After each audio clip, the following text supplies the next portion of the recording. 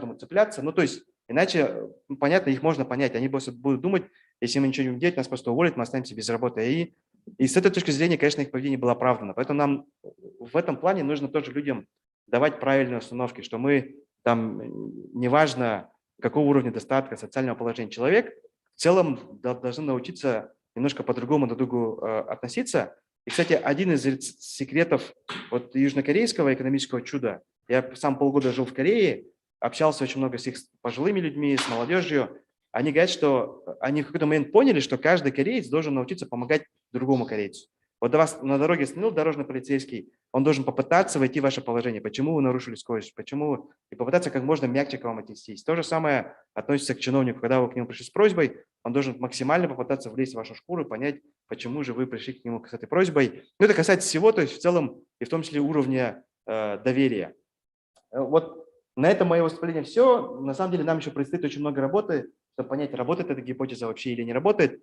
Но самый наш главный посыл в том, что мы все-таки решили уйти не в сторону индекса, а в сторону какой-то национальной такой концепции субъективной и вообще позиционировать Якутию как самый теплый регион в мире. Потому что мы, к сожалению, часто позиционируем как самый холодный регион в мире. Нам кажется, что это очень многих людей может оттолкнуть, но мы должны, потому что на самом деле, когда люди к нам приезжают, они говорят, что нигде так тепло не встречают, как в Якутии. Нигде в домах не бывает зимой так тепло, как в Якутии. Потому что у нас на самом деле же где-нибудь в Москве или в Корее я всю зиму мерз, потому что там нет отопления практически. Ну там элементарно нет отопления, и у них вот есть одеяло, которое подогревается этим электричеством и так далее. У нас здесь на самом деле зимой супер-супер комфортно. Вот это нам как-то надо учиться упаковать. Это на самом деле может даже сфера больше маркетинг, но если мы начнем это каким-то образом продавать, то, мне кажется, мы сами можем в это поверить. И вот, завершая свое выступление, хотел сказать одну фразу. Один раз я встретил одного человека в ресторане, который долгое время жил, ну, он родился в Якутии, уехал, потом уехал на свою историческую там родину, в центральную Россию, и потом почему-то вернулся обратно в Якутию. И я у него спросил, почему ты вернулся в Якутию? Он сказал, без Якутии у меня замерзло сердце. Поэтому Якутия – это самый теплый регион, давайте дать друг другу тепло. У меня там все, спасибо за внимание. Готов ответить на вопрос. Угу.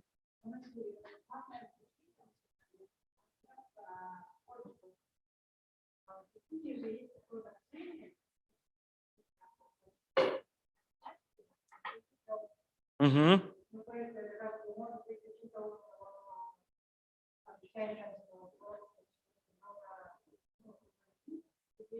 Угу. Угу.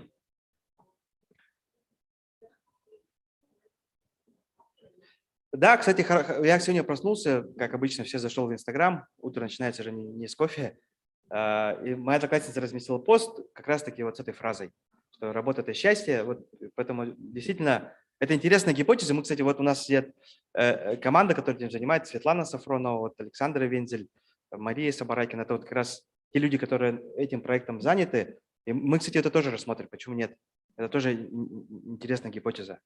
Потому что мы сейчас находимся, короче, на стадии формирования гипотез и их проверки там, или опровержения. Потому что это такая сложная субстанция, потому что на самом деле нет никаких таких вот работ, на которые ранее можно было опереться, только исследования именно вот, которые связаны с благосостоянием, скорее, с субъективным настроением людей, но какой-то концепции, которую можно было продавать, ее пока нету. Я уверен, что на самом деле Хьюги – это тоже не то, во что датчане сами все время верили, это то, что вот кто-то заметил, описал, а потом они, о, действительно, в Хьюге, оказывается, есть. Возможно, мы тоже можем придумать что-то, во что, даже если этого нету, можно придумать, и во что мы потом сами поверим. Угу. Пожалуйста.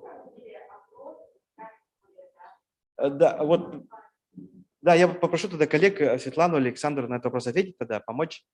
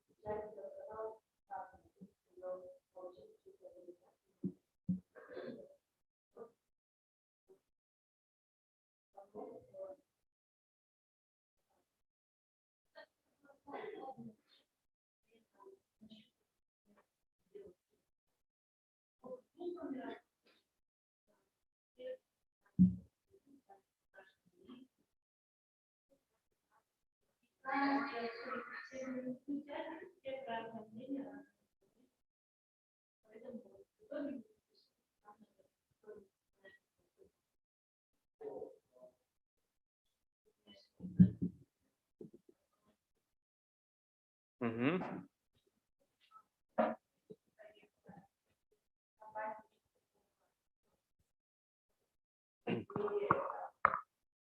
Мгм. Сразу отвечу на второй вопрос. Это вот мы занимаемся корпорацией развития Якутии. Данный проект нам был скорее поручен, то есть это не тот проект, которым мы занимались инициативно. Но самый главный, конечно, вот цель, которую мы преследуем, все-таки найти этот на вопрос, есть ли какая-то такая субъективная, чисто якутский подход к счастью, существует ли он. Ну и второе, как сделать так, чтобы люди в Якутии все-таки чувствовали себя счастливее. Потому что на самом деле любая власть, которая на любой территории, как наш глава говорит, работает, ее задача в том, чтобы сделать людей богаче и счастливее.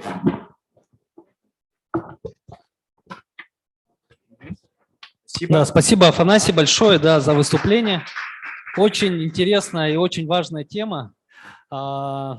Ну, про Хьюги многие, наверное, слышали и тоже мечтают о чем-то похожем здесь, в нашей республике. И такая креативная команда корпорации развития занимается этим. Но мы двигаемся дальше, и у нас будет полуторачасовое такое выступление визионерского плана. Расскажет про 100 лет наперед о том, как мы будем развиваться, а именно о проекте «Столетний план развития Республики Саха-Якутия» и про столетний форсайт России. Выступит, совместное выступление будет у Анатолия Семенова, министра инноваций, цифрового развития и инфокоммуникационных технологий Республики. Анатолий Аскалович является лидером точки пения Якутск. Вот. Также выступает Павел Лукша, тоже известный, видный в нашем сообществе точки пения эксперт, является профессором практики Московской школы управления Сколково, основатель инициативы Global Education Futures, автор методики Rapid Foresight. Давайте начнем. Спасибо, Иван.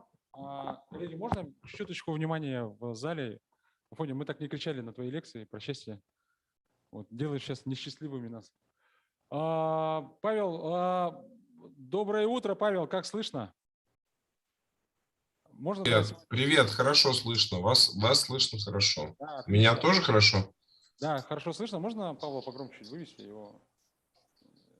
Слышно-то хорошо, но вот как-то чуть-чуть погромче бы. Здравствуйте. Я, Павел, свое разрешение вводную сделаю. Да, какая идея сегодняшней лекции? Ну, во-первых, всех поздравляю с 3-летием точки. Вот, за 3 года точка стала действительно центром притяжения, обсуждения различных сообществ, городских, республиканских. Там 30 тысяч человек за разное время посетило нашу точку. Вот. Ну и сегодня вы знаете, что так получилось. Мы на самом деле, это, кстати, уникальное сейчас будет такое совместное выступление и проектная работа. Кстати, готовьтесь поработать. Вы тоже будете работать сейчас с нами. Это не только лекция. Вы не думайте, что вы будете просто слушать. Вам придется поактивнее поучаствовать. Но так случилось, что в этом году ядерная группа точки стала инициатором к столетию республики разработки столетнего плана развития республики. Вы знаете, что Платон Алексеевич Аюнский в 27 году написал такой документ, как «Столетний план развития республики», который, в принципе, если кто-то читал, он уже практически полностью реализовался. И, в принципе, мы не первые, кто такой документ создаем. Но так как среди нас сейчас Платона Алексеевича нет, приходится делать это всем миром, всей республикой. И вот в этом году летом проходил, ОСИ проводила мероприятие «Архипелаг 2021» в Великом Новгороде. И так случилось, что там тоже коллеги делали столетний форсайт уже в горизонте 100 лет на всю Российскую Федерацию. И вот мне стало интересно, мы сегодня делаем, вот мы не сговаривались, не показывали друг другу свои презентации. И вот сейчас будет, хотелось бы услышать, Павел, от вас, как мы договаривались, ты расскажешь вот предварительную сборку, что у вас получилось, ваше видение, что нас ждет, по вашему мнению, у нас ближайшие 100 лет. Ну и, соответственно, я расскажу видение наших якутян, и, соответственно, вместе потом мы поговорим о том, как нам шиться, да, то есть где мы синхронизировались, где мы можем приземлять это что-то в регионах или из регионов вытаскивать на федеральный уровень. Павел, тебе слово. Добрый день уже, дорогие друзья. Рад сегодня быть с вами. И мне кажется, замечательный замысел. Спасибо, Анатолий.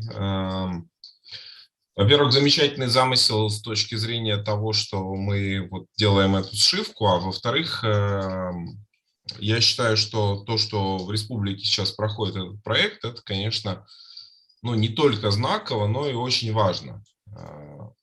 Я несколько лет назад, когда участвовал в форсайт-флотах, которые были на территории Якутии, проходили из Якутска, я как раз всегда говорил, что, на мой взгляд, у Якутии есть уникальное свойство. В России, ну, едва ли можно найти еще вот регион, который по-настоящему может вот замышлять на 100 лет и реализовывать. Вот. И в силу определенных, я бы сказал, географических, этнических, культурных особенностей Якутия одна из очень немногих территорий, которая действительно может это делать. Поэтому мне кажется, что здорово, что мы что мы об этом говорим, и я рассчитываю, что мы не только будем говорить, а в итоге это превратится в дела, и они действительно повлияют на жизнь нескольких поколений на территории республики благодаря вам. И вот что сегодня у нас тоже будет, как Анатолий уже анонсировал, проектная работа небольшая, это действительно тоже посвящено ровно этому, что мы попробуем с вами посмотреть, что можно включить в работу по столетнему плану из того, о чем буду говорить я. Вот. Но, конечно, мы на этом не остановимся, но мы с этого начнем. Значит, ну, первое. Вот работа, которую мы сделали сейчас в Новгороде, она была даже шире, чем там, план для России. Для России мы тоже определили эти ориентиры, но мы исходим из того, что на самом деле делать форсайт столетия отдельно России в нынешних условиях невозможно. Есть большой мировой процесс, и Россия будет его частью и, возможно, одним из лидеров. А если она попытается как бы делать вид, что это ее не касается, то на самом деле это будет плохо и для мира, и для России. То есть в этом смысле мы говорим о мировом форсайте столетия, о том, что ждет человечество и что нам с этим делать. Вот. Ну, если, наверное, такой первый тезис, который важно произнести и важно понимать, что мы на самом деле с вами последние 1,5 года живем в очень интересной ситуации. Она, с одной стороны, можно ее вот обозначить как такую материализацию глобальных рисков, вот пандемия и сопутствующие обстоятельства, глобальный экономический кризис, внутри межстрановые кризисы, которые начали происходить по всему миру, они проявили то, что называется глобальные риски. Вот, например, тот же Всемирный экономический форум, он оценивает, там, какие риски будут случаться, какие нет. Пандемия была среди этих рисков. Вот. И вот она случилась. И на самом деле мировая элита стала к теме рисков, которые могут очень сильно нарушить все процессы в 21 веке, она стала относиться более серьезно. Вот. Это первое, что произошло. А второе, что более важно, на мой взгляд, что когда пандемия случилась, стало ясно, что к ней мировая экономика, мировая система управления просто не были готовы. У нас выработаны определенные привычки, ну вот, например, что никаких пандемий не бывает. И мы а медицина должна быстро решать все проблемы. А экономика может себе позволить режим, который называется точно вовремя, когда у вас идут через полмира поставки комплектующих, и все работает как часы. Вдруг выясняется, что происходит вот такая вот ситуация, турбулентность, и все эти институты, ну, скажем так, оказываются не так надежны. Включая институты очень фундаментальные, такие как мировая наука, глобальные медиа и так далее. Они просто выясняется, что они такие вот, знаете, смысловые банкроты.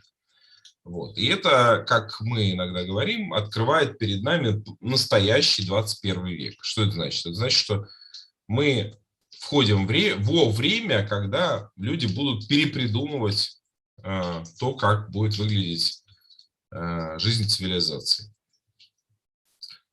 И в этом смысле, почему я считаю, что очень важно то, что делает сейчас команда Анатолия и то, что происходит в республике. На самом деле в этой ситуации те, кто готов сформулировать и заявить долгосрочное видение, и потом его реализовать, да, заявить недостаточно, они получают принципиальное лидерство. Ну и на самом деле таких групп по миру довольно много. Там системную такую историю держит ООН с целями устойчивого развития.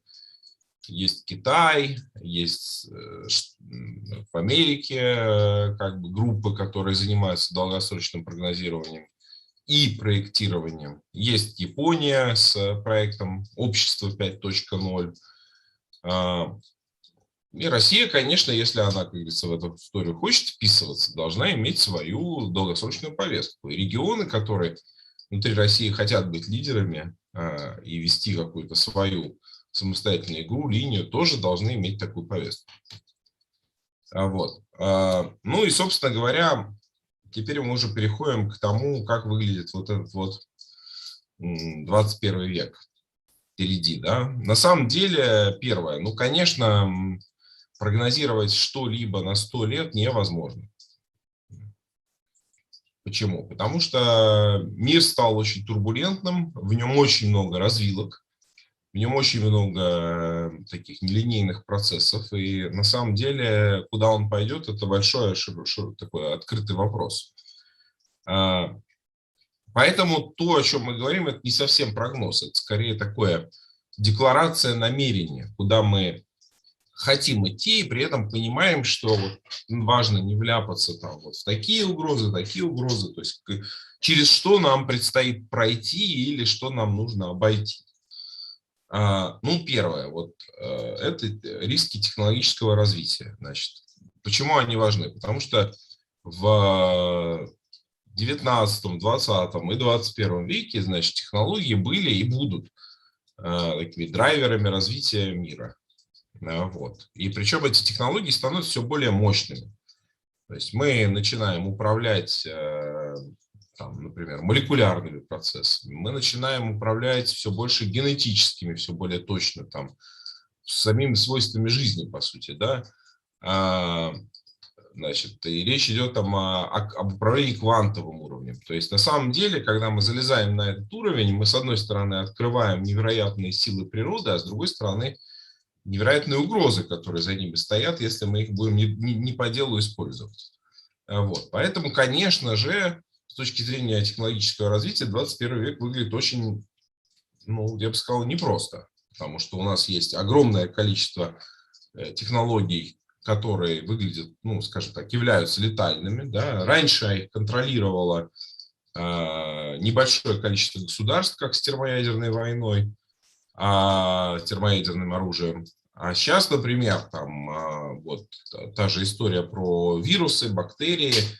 Там есть даже такие теории, что ковид – это искусственно созданный вирус. Там это, скорее всего, мы никогда не узнаем, искусственно или нет. Но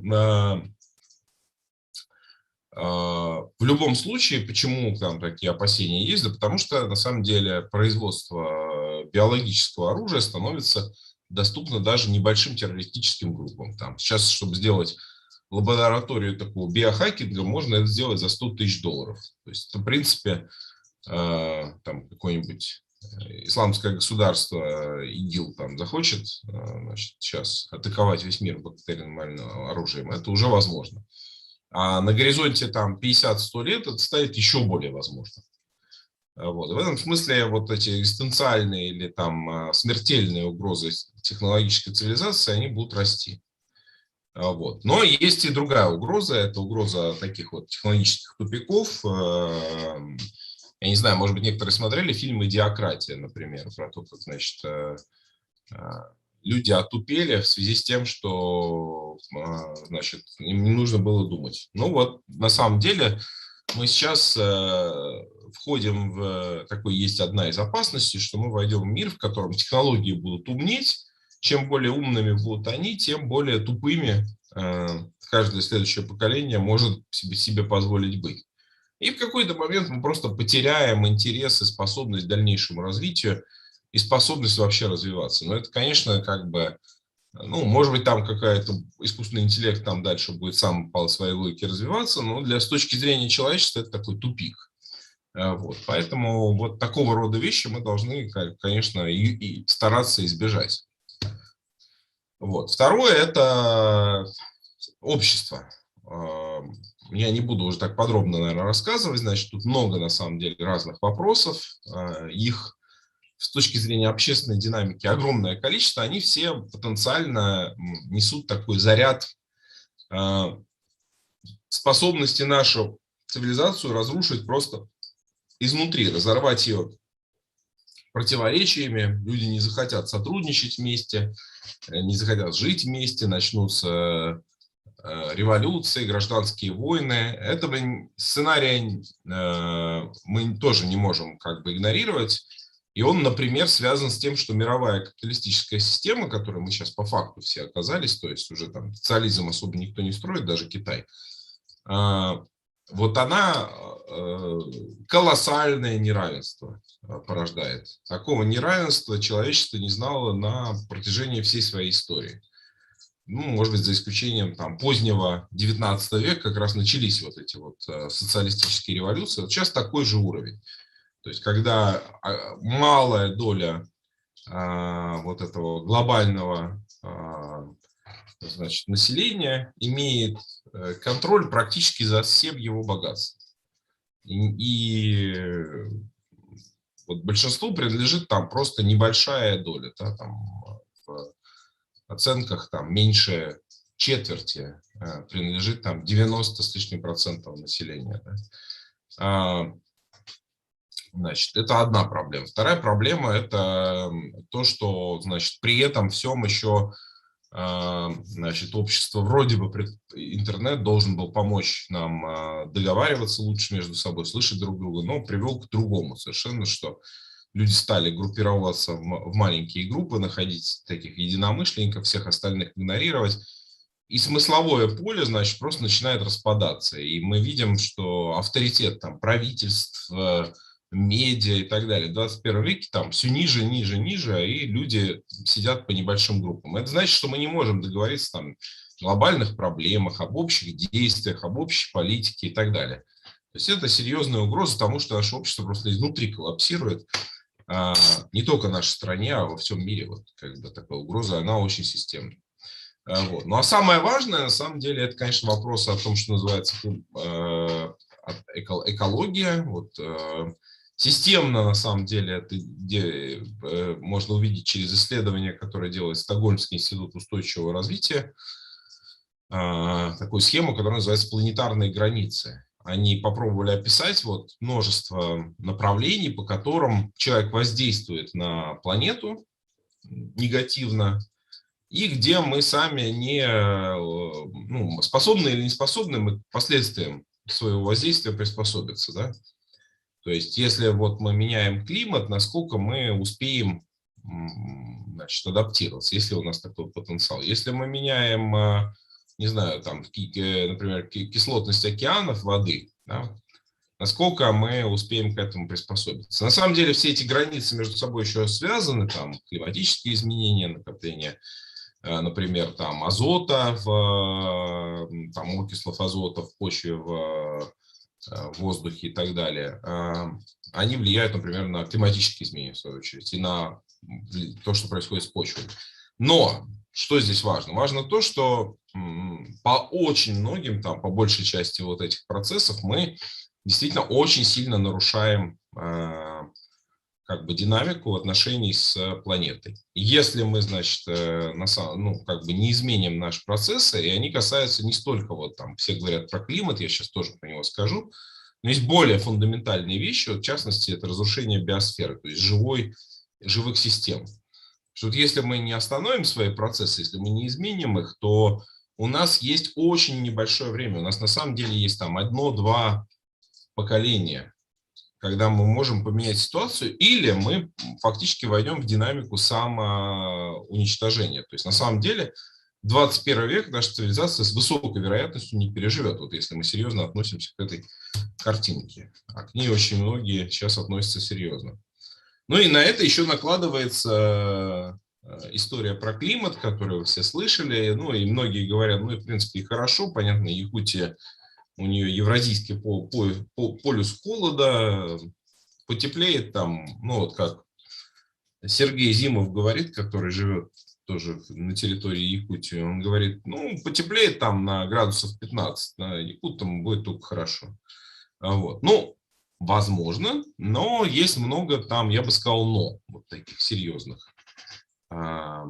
Они связаны с тем, что на самом деле, если динамика вот, изменений климатических по-настоящему войдет вот в такие процессы, что там потеплеет на 15 градусов за столетие, то на самом деле это будет означать, скорее всего, что динамика парниковых процессов, она уже вошла в такую катастрофическую зону и, может быть, не остановится на этом. И на протяжении там следующих столетий зайдет очень-очень далеко. Вот. Но это то есть на самом деле там вот Земля живет в таком уникальном зоне, в которой между тем, вот, что представляет из себя Марс, который такой ледяной шар, да, и Венера. Венера – это огненный шар с температурой 400 градусов, где металлы плавятся. Вот. А Земля, она живет в таком зоне, которая нам комфортна. И многие считают, что как раз вот именно живая система, биосфера – это то, что удерживает этот процесс. Вот. А второе – это то, что, ну вот если она туда пойдет, собственно, динамика климата, то вы видите на этой карте вот тут такие бордовые зоны. Это на самом деле территории, где проживание человека становится невозможным. Вот. Сейчас эти зоны, понятно, больше там пустыни, и вроде там и никто не живет. Но на самом деле в эту часть начинают попадать и новые территории, где уже живет довольно значимое число людей. Там, например, Северная Индия, юг Европы, Иран, Мексика и так далее, там юг США. Вот. И мы, ну и понятно, еще при этом есть там фактор потепления приводит к таянию льдов. Оно, значит, начинает, в свою очередь, поднимать уровень воды, а если вода поднимется там, мировой океан метров на 6, то он зальет все крупнейшие мегаполисы, которые есть на границе воды и суши. А это 800 миллионов человек сейчас вот в этих территориях живет, которые под ударом. На самом деле там по оценке несколько миллиардов человек оказывается в зоне угрозы. И это меньше, чем за 100 лет, то есть где-то в ближайшие 50-70 лет. И они куда-то поедут. И, скорее всего, друзья мои, они поедут туда, где в этот момент будет комфортно. То есть, если вы хотите, чтобы вам приехало там, ну, скажем так, примерно 50 миллионов индусов разом, вот, пожалуйста, в этом смысле климатический кризис может напрямую вас коснуться, неожиданно и очень быстро. Вот. Я не говорю, что они приедут там на поезде одним днем, но это процессы вот такого переселения, великой миграции народов, они происходили в прошлом, они были вызваны как раз климатическими изменениями, и вот такого рода угрозы мы с вами должны видеть впереди, если мы смотрим на 100 лет. Вот. Ну и на самом деле еще одна такая важная история связана с тем, что, ну да, вот есть там те правила игры, та экономика, это то общество, которое сложилось благодаря тому, что предыдущие поколения были с этим согласны. Но сейчас за следующие там несколько десятилетий придут совершенно новые поколения, и когда мы смотрим на их ценности, на их предпочтения, может быть, некоторые в зале и принадлежат там тоже поколению Z, то, значит, глядя на, собственно, то, куда идет это поколение, мы видим, что, в общем-то говоря, оно за другие ценности совершенно выступает. Во-первых, оно понимает, что глобальные все эти вызовы, это вот там, это, условно говоря, бумеры, которые уже уходящее поколение, они могут сказать, да ладно, мы типа еще поживем нормально. А Z говорят, слушайте, нам вот следующие там 60-70 лет здесь жить. И что, мы будем соглашаться? То есть, да, глобальные вызовы – это для нас вызов, но мы не согласны, что типа еще 10 лет с этим ничего не надо делать. То есть на самом деле сейчас начинается не просто там острая критика существующих элит, а новые поколения просто не согласны с этим курсом, они будут идти в совершенно другом направлении. И они понимают, что им либо они это решат, либо как бы им крышка. Поэтому они это очень на себя воспринимают так материально. Ну и все, кто из нас, кто хочет прожить там, грубо говоря, еще лет 50-70, это к нам тоже относится. Я, например, хочу. Вот.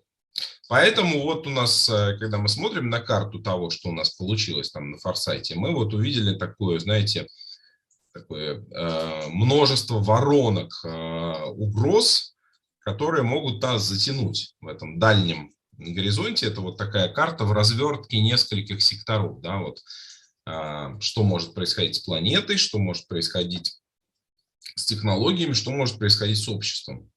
И там, и там, и там мы видим огромное количество разных разных вызовов, вплоть до там, Третьей мировой войны, климатические беженцы, коллапс биосферы. Вот есть такая тема, которая для Якутии очень важна, это тундровая метановая бомба.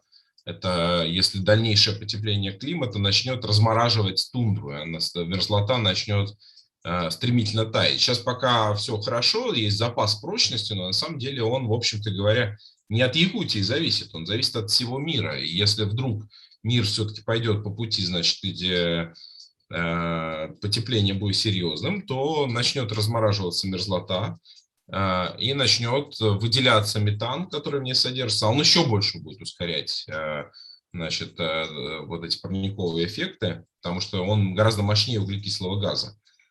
Вот. И на самом деле Якутия сейчас сидит на самом мощном климатическом оружии вообще в всем человечестве.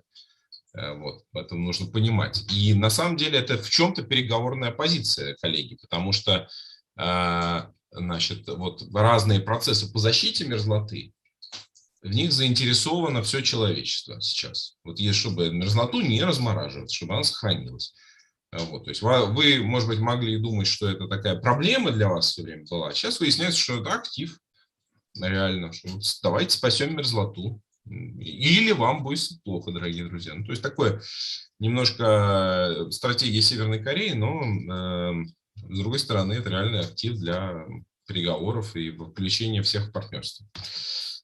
Вот, ну и когда, значит, сейчас уже человечество смотрит на все эти угрозы, она говорит, нам надо что-то с этим делать, да, можно по-разному действовать, значит, один из классических способов – это борьба.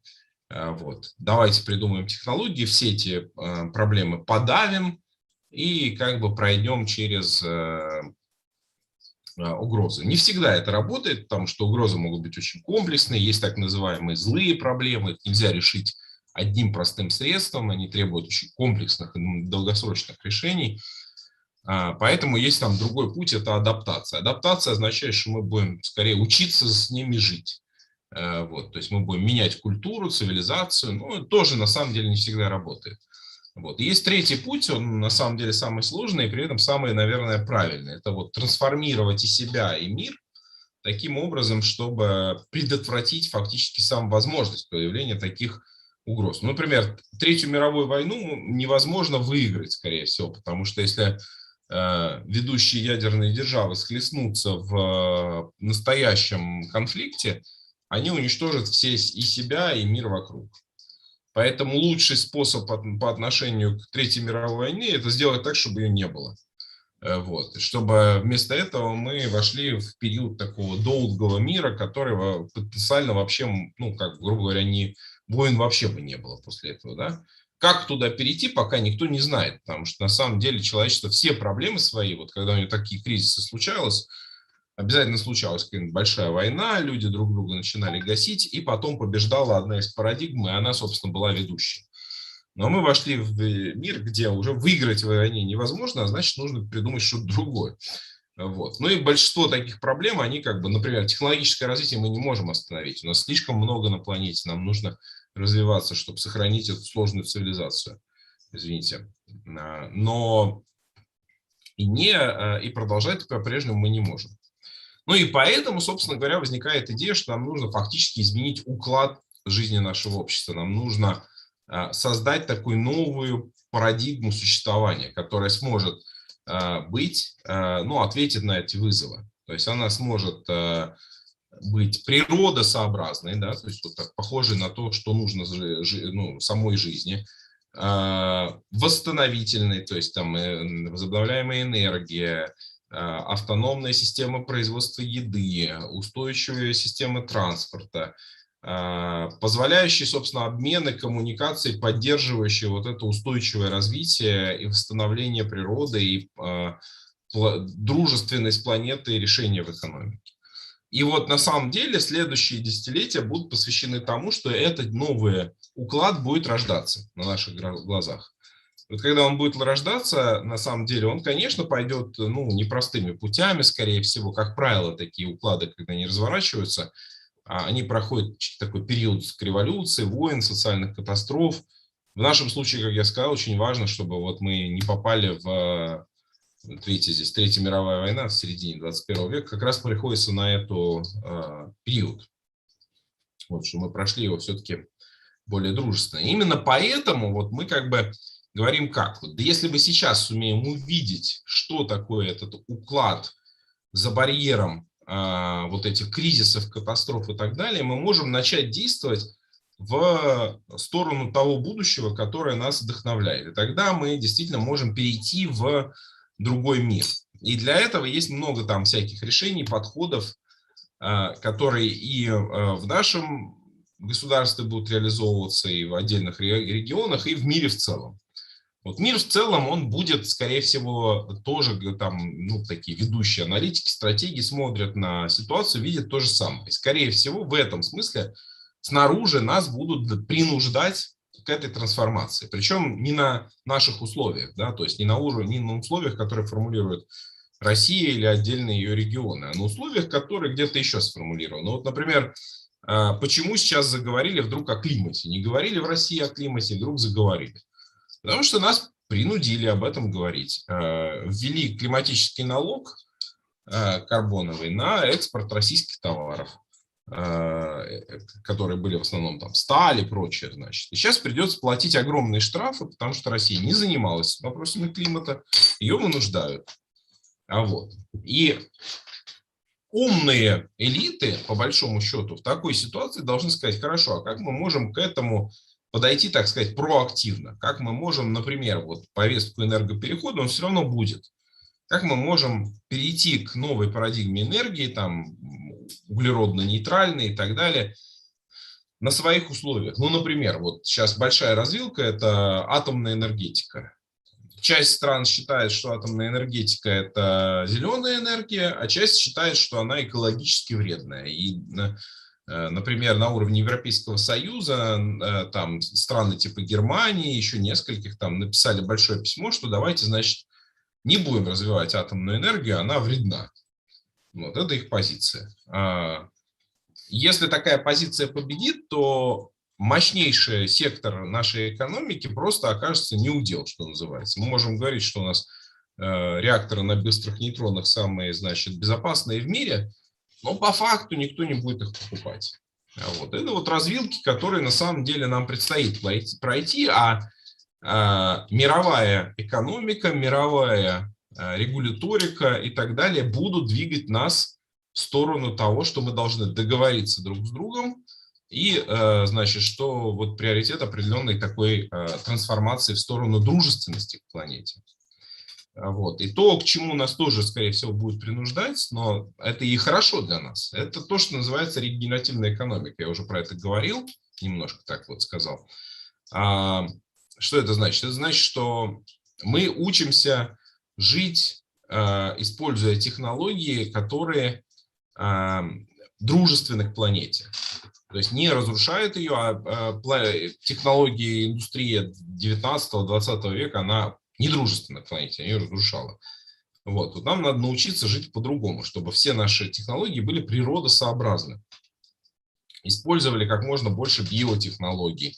Если речь идет о невозобновляемых материалах, чтобы мы вот замыкали их использование, там, делали шеринг экономику, переработку ресурсов и так далее. И управляли всем процессом движения материи, ее запасов и так далее на масштабе там, региона, страны, мира.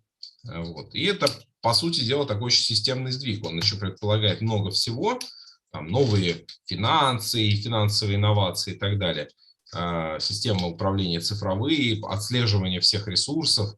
Вот. И вот рождается такой новый уклад, который мы уже видим, как в прототипах, и на самом деле параллельно с столетним форсайтом, мы вот в прошлом году и в начале этого делали вместе с WorldSkills исследование мировое про трансформацию экономики. Мы там увидели, что да, действительно рождается не только цифровая экономика, о которой все говорят, но еще вот эта самая регенеративная, и что она рождается в том числе через навыки и через конкретный проект, который уже начинает идти по всему миру. Но она так идет, она менее заметна, она идет следом, она развернется в течение ближайших 10-15 лет. И в этом смысле вот экономика будущего, мы такую аббревиатуру RUS придумали, да, она вот регенеративная или вот зеленая, умная, то есть в ней всегда есть какой-то интеллектуальный компонент цифровой, все больше искусственный интеллект какой-то будет, сложная, то есть не могут быть просто линейные процессы, она должна много обратных связей, сонастройку такую, сети, вот то, что НТИ говорит, неты, да, и соучаствующие, значит, не люди, не просто пассивные наблюдатели, все действует через сообщество, через сопотребление, через сотворчество и так далее. Мы входим в экономику, в которой меньше потребительской экономики, больше самореализации людей. Вот. Для того, чтобы в нее войти, мы должны поменять отношение человека с всем окружающим миром, да, и запустить несколько важных институтов. Вот один из них, это, собственно говоря, что мы должны создать условия, в которых люди все больше начинают раскрываться в их потенциале и реализовывать себя. И это такой вот институт, то, что называется образовательная экосистема, то есть институт сопровождения жизненного цикла человека, вот, в котором человек на всех этапах от рождения, там, школа, университет и до самых последних лет имеет такую поддержку в виде там онлайн-образования, офлайн и так далее, чтобы помогать решать разные проблемы, вопросы и так далее. И такой же институт возникает в отношении здоровья, да, то есть мы должны поддержать здоровье вот, как мы там, например, говорили, в том числе на Совете по устойчивому развитию республики несколько дней назад. То есть здоровье должно быть целостным, комплексным. То есть мы должны смотреть на многомерную модель, в которой и физическое здоровье, и эмоциональное, психическое, и духовное, и интеллектуальное, социальное. Это все компоненты целостного здоровья. И при этом здоровье человека напрямую зависит от того, что происходит с его окружением. То есть если у него здоровая семья, здоровая территория вокруг него, он будет здоров. И наоборот, если такой человек здоров, он может вокруг себя это все порождать. В этом смысле целостное здоровье – это более правильный подход, чем там вот такая идея, что есть просто физические дефекты там, или болезни, их надо лечить, ремонтировать, а остальное время человек как бы автоматически здоров. Нет. Он становится здоровым, в том числе развивая вот эти вот навыки, о которых я говорил, навыки целостности и благополучия. Вот. Ну и в этой ситуации фактически о чем мы с вами говорим? Мы говорим о том, что перед нами такое довольно серьезное и требующее серьезных действий будущее. Нам в него как-то нужно войти. То есть поэтому нужно с будущим работать не получая его, вот типа к нам пришло сейчас, не знаю, 50 миллионов индусов приехали, ну давайте подумаем, что с ними будем делать. Это вот в этот момент уже поздно думать. Надо было думать лет за 10 до этого. Вот сейчас на самом деле, почему там важны столетние форсайты и столетние планы, потому что они позволяют превентивно, то есть заранее начать готовиться к этому будущему и создавать для него благоприятные условия. И в том числе вот такие университеты нынешнего дня и некие новые университеты, то есть такие исследовательские системы, в которых люди познают и сразу делают. Вот они начинают быть таким мостиком в это будущее.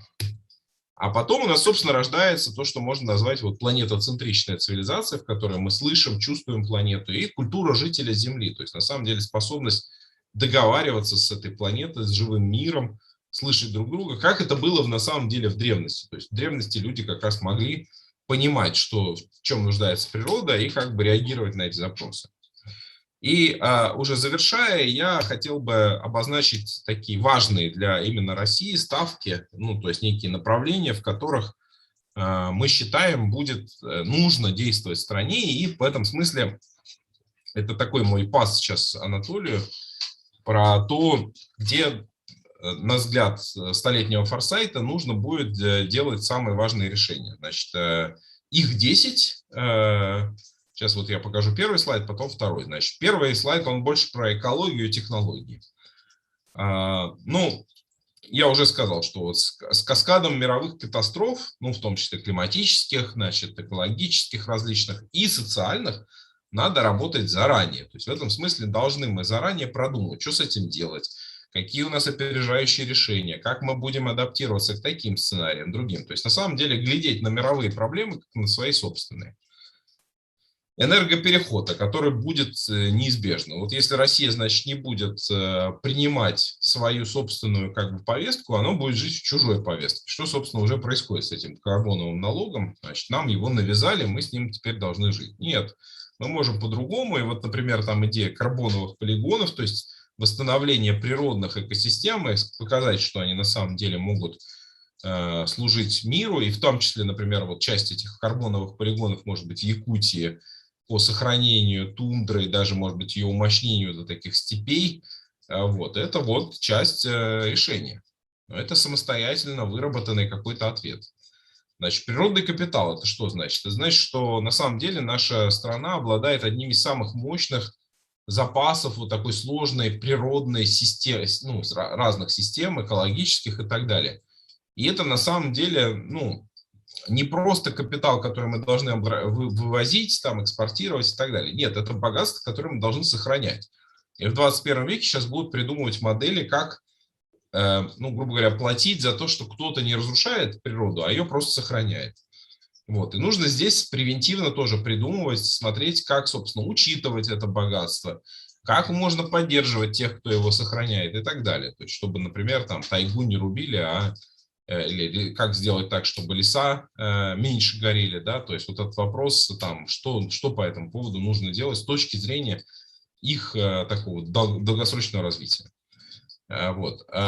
Глобальная безопасность, значит, здесь речь идет о том, что вот в этом мире 21 века на самом деле очень многие процессы будут зависеть от того, насколько вообще удается безопасность удержать, чтобы не воевали, чтобы была еда и так далее.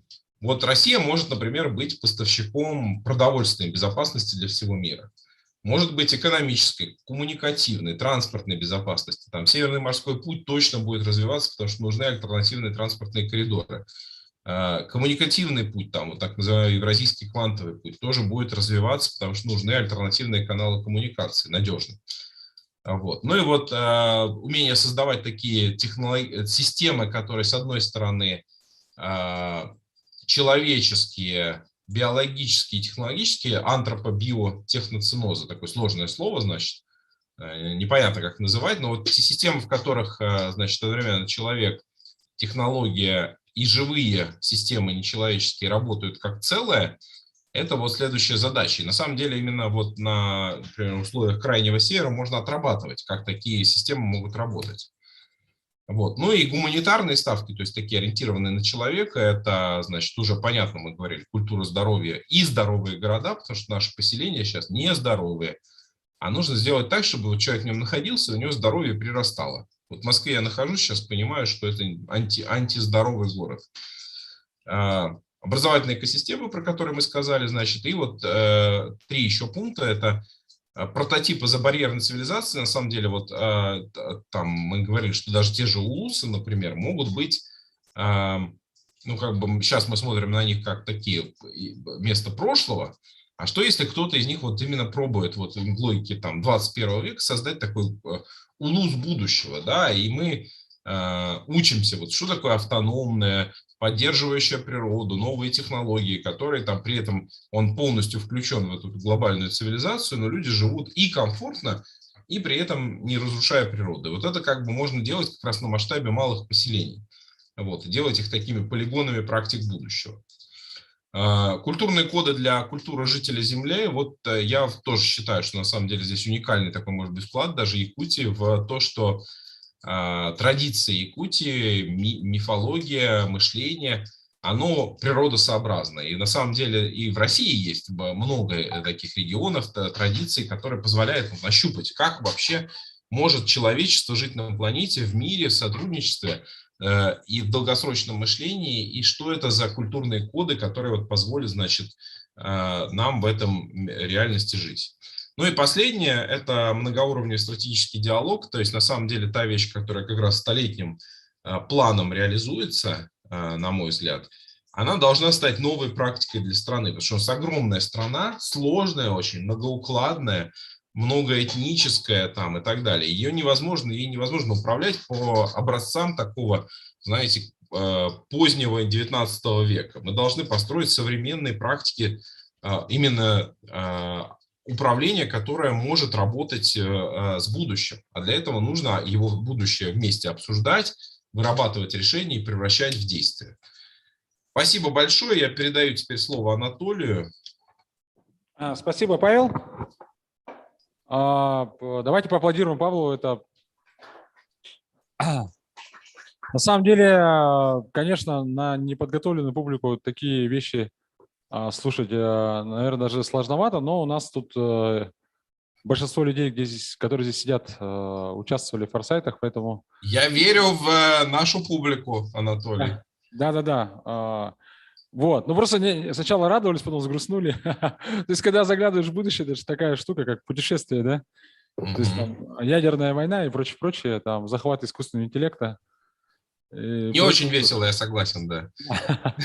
Вот, там вирусы и прочее. Но давайте можно включить мои слайды. Я, кстати, пока слайды включают, хочу уже сказать, что спасибо, Павел, тебе за то, что, ну, действительно, я сейчас посмотрел.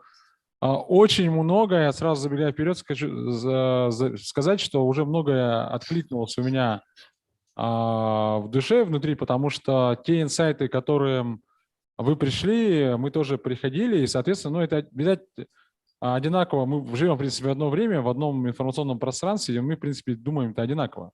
Это главный мой первый вывод, что, в принципе, те угрозы, которые вы видите, многие из них мы уже ощущаем, те же пожары, которые вы сказали, и те же климатические изменения, потому что мы живем на Крайнем Севере, и здесь нам как бы, то есть мы на таком нерве, да, мы, то есть это чувствуем первыми. Вот. И то дерево, которое ты показывал, это дерево у нас называется Алукмас, да, и мы его увидели, и как бы на самом деле то, о чем ты правильно сказал, что люди раньше жили в мире с природой, то есть действительно этот уклад у нас, по крайней мере, ну если не в городе, то во многих деревнях и отдаленных местах Якутии этот уклад сохранился, жить в мире с природой. Ну, я сейчас расскажу, то есть наш столетний план развития, он не закончен, он в процессе, поэтому я сегодня просто расскажу про, что это такое и какие-то первые выводы, к чему мы идем.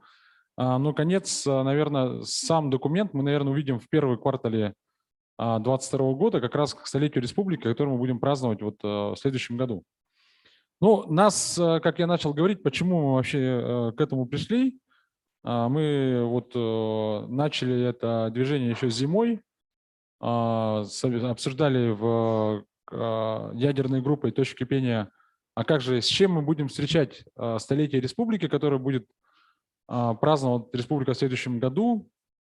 То есть, когда празднуется юбилей человека, там 50 лет, 60 лет, обычно там подводят итоги, да, там юбилей школы, юбилей предприятия, говорят, вот там мы вот за это время сделали то-то там, да, и, конечно, наверное, столетие республики – это время, наверное, подводить некие итоги, что мы сделали за прошедшие 100 лет, чего мы добились, да, и заглянуть, попытаться вперед. И когда мы начали готовиться к этому, мы поняли, что такой документ, оказывается, действительно существует. Это Великий столетний план, который написал Платон Алексеевич Аюнский. И на самом деле те, кто его читал, поднимите руки здесь, кто читал его. Вот, немногие читали план Аюнского. Я рекомендую ему почитать, потому что на самом деле документ, ну вообще вот и Кулаковский, Алексей Кулаковский, да, то, что написал там «Сон шамана», там «Письмо интеллигенции», это, конечно, такие серьезные документы. И «Сон шамана» тоже такая, как называется, форсайт в одного, да, то есть когда человек, он превратился в птицу, облетел мир там, да, и посмотрел, что происходит в мире, да, тогда еще, когда не было ни интернета, ничего. Вот, а Платон Алексеевич Аюнский, в принципе, он на самом деле, он такой, у него получился документ, вполне себе такой план, да, потому что он описывал по десятилетиям, то есть там, что будет там в 40-м году, 50-м, 60-м, 70-м, 80-м, 90-м, там, 2000-м годах, там, да, и, соответственно, он описывал, ну, допустим, там, в 60-х годах мы должны были полностью, в принципе, чего добились, полностью победы над безграмотностью, то есть все люди должны научиться читать и писать, да, тогда, когда он в 20-х годах это писал, конечно, это была неочевидная вещь. Он там говорил о том, что равенство прав мужчин и женщин, что женщины добьются такого же равного права, как мужчины, то есть там в образовании, в работе, там, и в спорте, и где угодно. Описывал там жизненные токсины, которые будут изобретены и будут продлять нашу жизнь. А если вы помните, там 100 лет назад, там, ну, скажем, средняя продолжительность жизни там была, ну, не больше 40 лет, да, то есть антибиотик придумали только в начале прошлого столетия. Соответственно, вот сейчас там, вот мне 43 года, да, то есть практически я бы там 100 лет назад я был бы там глубоким престарелым человеком, да. Вот, а на самом деле сейчас даже в Якутии уже там средняя продолжительность жизни там 75 лет, да, там, ну, и это будет еще дальше расти. Соответственно, Платон Алексеевич и это предсказал. Он предсказал связь, да, развитие связи, что мы между улусами не будем там ездить, а будем пообщаться там по, ну, он там описывает радио, но радио не как в одну сторону, да, а как средство коммуникации в обе стороны. То есть он предсказал интернет, по сути, что вот то, чем мы занимаемся, сотовые связи, что да, вот, ну, там, вот мы сейчас там в Zoom же общаемся, да, вот Платон Алексеевич об этом говорил, что да, вот можно сидя в деревне, там выходить на связь и общаться друг с другом. Он предсказал развитие транспорта, что мы будем ездить там из района в район, и, соответственно, предсказал вот дома, каменные дома, что будет жить в благоустроенных домах. То есть он описывал город Якутск на самом деле, да. И то есть вот человек, по сути, в принципе, описал, и к чему нас это сподвигло, что, в принципе, вообще, когда человек рождается, там, допустим, там многие из вас, наверное, говорили, я там стану спортсменом, там, да, я закончу такой-то университет. То есть, в принципе, настройка человека на определенные достижения, это и есть основа для развития. То есть, когда мы себя настраиваем на что-то, соответственно, вот мы идем в эту сторону. Поэтому мы, естественно, ну, скажем так, подумав, да, то есть у нас столетний план интересен, как бы у него несколько целей, да, и задач. На самом деле, в первую очередь, вот наша гипотеза в том, что, ну, если условно какое-то предприятие возьмем, да, будь то предприятие, будь то организация, семья или что-то, когда вы не договорились о чем-то, соответственно, это и не произойдет. Поэтому задача столетнего плана не просто, скажем так, группа лиц, там, сидя в каком-то институте или в точке кипения, придумала какой-то документ и типа обнародовала, и типа живите с этим. Задача договориться с людьми. Поэтому вот это был такой основной барьер этого столетнего плана, что мы поехали по районам. На самом деле я сейчас покажу,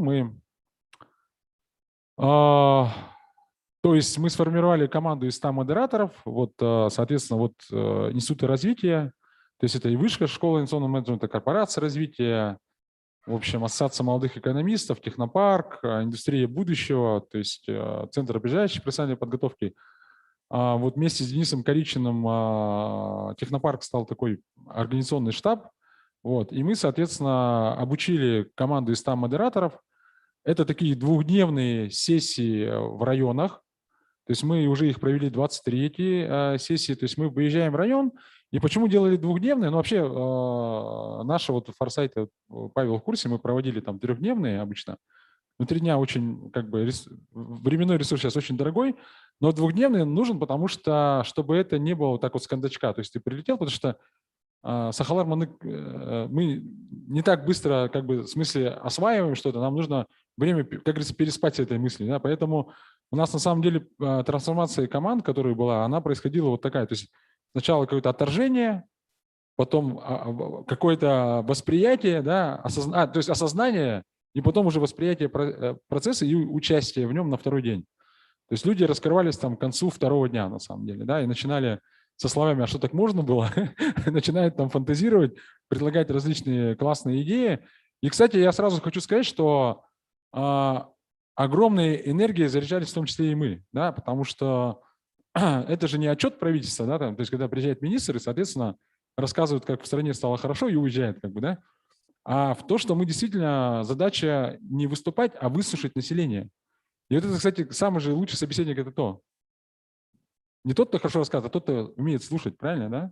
Вот. И на самом деле задача вот этой сессии, она такая собирательская позиция, то есть мы собираем идеи, мнения с населения. И вот главный ответ всех 23 сессий, которые прошли, люди были очень довольны, да, и, можно сказать, какой-то мере счастливы, что они, наконец-то, кто-то их выслушал, что их пожелания войдет такой в общий план развития республики, что они будут услышаны.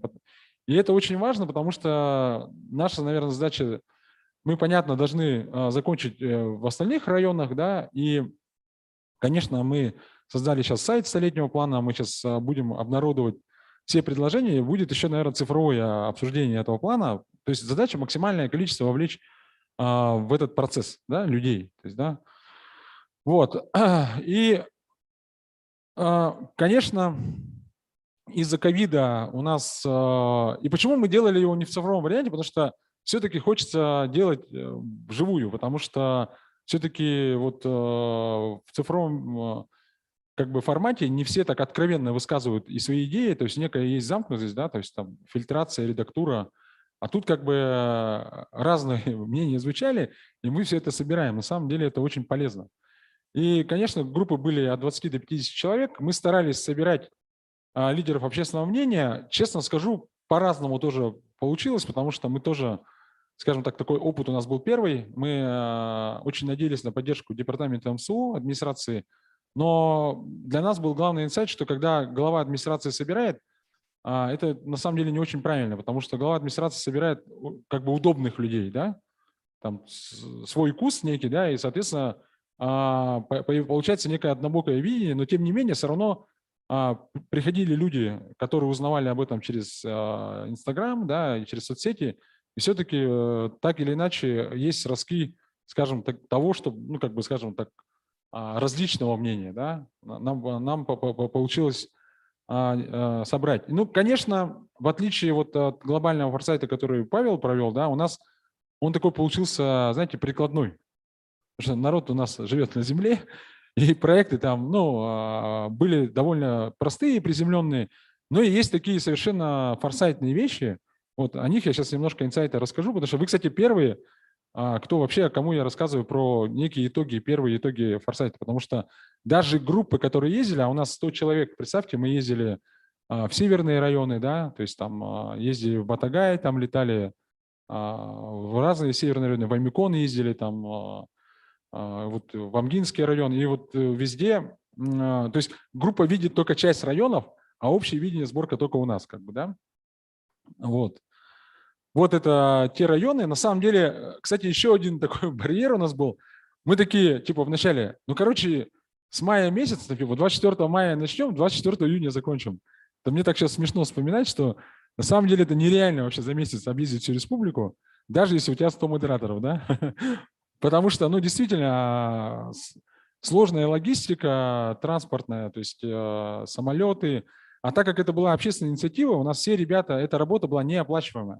Это была наша тоже, ну, это вообще форсайтная тема в том, что мы, ну, как бы делаем это, я делал это не как министр, а как просто лидер точки кипения, ну, как человек ездил за свой счет, соответственно, ребята многие тоже ездили в командировку за свой счет, то есть это была неоплачиваемая работа, поэтому это тоже такая некая сложность была, то, что там, ну, допустим, кто-то хотел, если он там из, допустим, Усть-Алданского района, ой, я типа в Усть-Алданский поеду, а если нет людей там с какого-то другого района, ну, там как бы группа тяжелее собирается. Ну, есть такие нюансы, но тем не менее мы проделали огромную работу, и вот осталось нам еще, мы сделали перерыв там на август месяц и работали до конца июля, весь июль работали, то есть это получается конец мая, июнь и весь июль мы работали. Потом август перерыв, и вот мы сейчас с сентября начинаем проводить, в том числе город Якутск. В городе будет такой в конце сентября большой такой, скажем, стратегическая сессия в 3 местах. Это северная группа районов, не районов, а, скажем так, пригорода, да, и центральная и южная.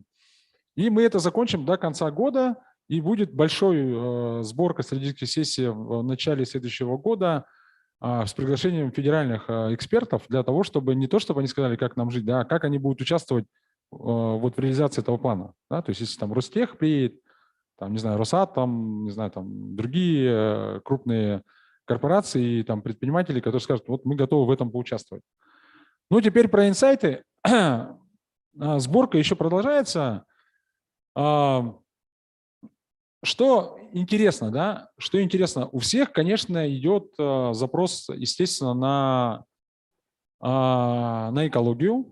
Да, то, что вот сейчас сказал Павел, да, все понимают, что вот у нас сейчас такая развилка, то есть у нас идет очень мощное природное освоение республики, да, у нас там мощно добывается и золото, традиционно алмазы, уголь, там, нефть, газ и прочее, прочее, и все население беспокоит вообще вот экологическое состояние республики, то есть что мы делаем, да, и куда мы при этом понимает и пользы от этого, да, что да, ну, это, несомненно, это надо делать, но вот на наш взгляд есть некий разрыв в коммуникациях.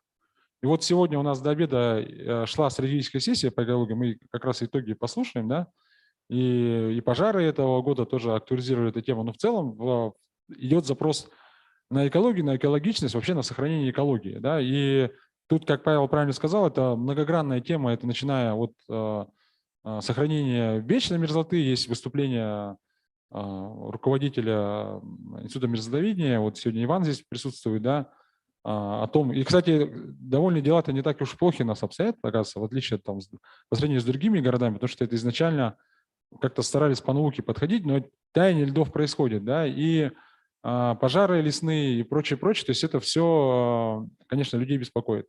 Также, конечно, беспокоит людей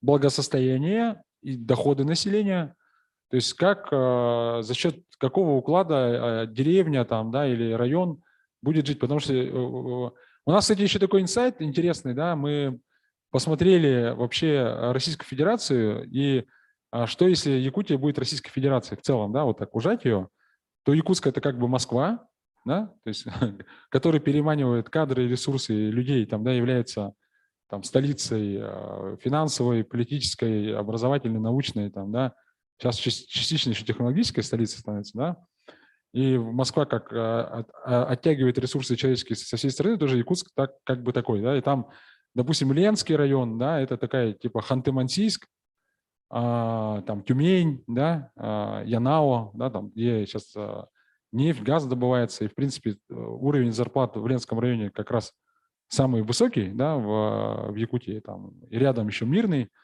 то, допустим, там Амгинский район, это такая вот средняя полоса России, где там развивается сельскохозяйство, условно, там, да.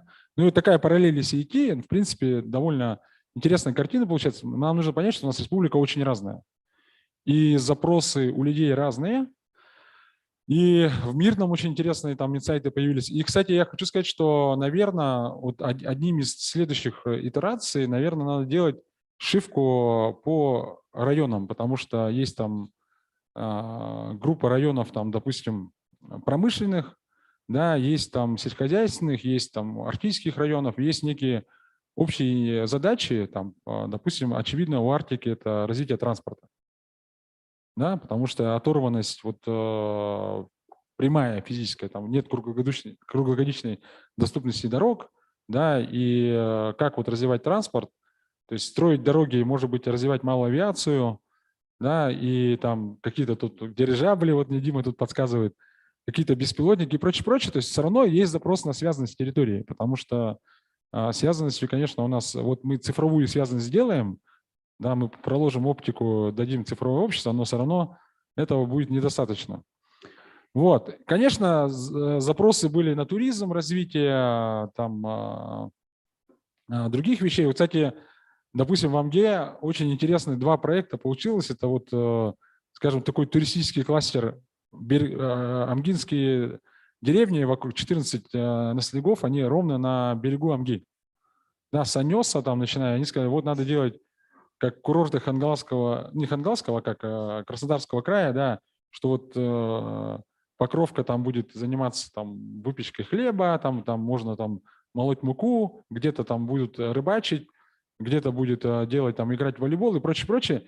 И в итоге все это закончилось типа темой, то, что вот выступал ты рассказывал про Хьюге, рассказывал про там другие, да, а вот есть понятие, оказывается, амгинское счастье.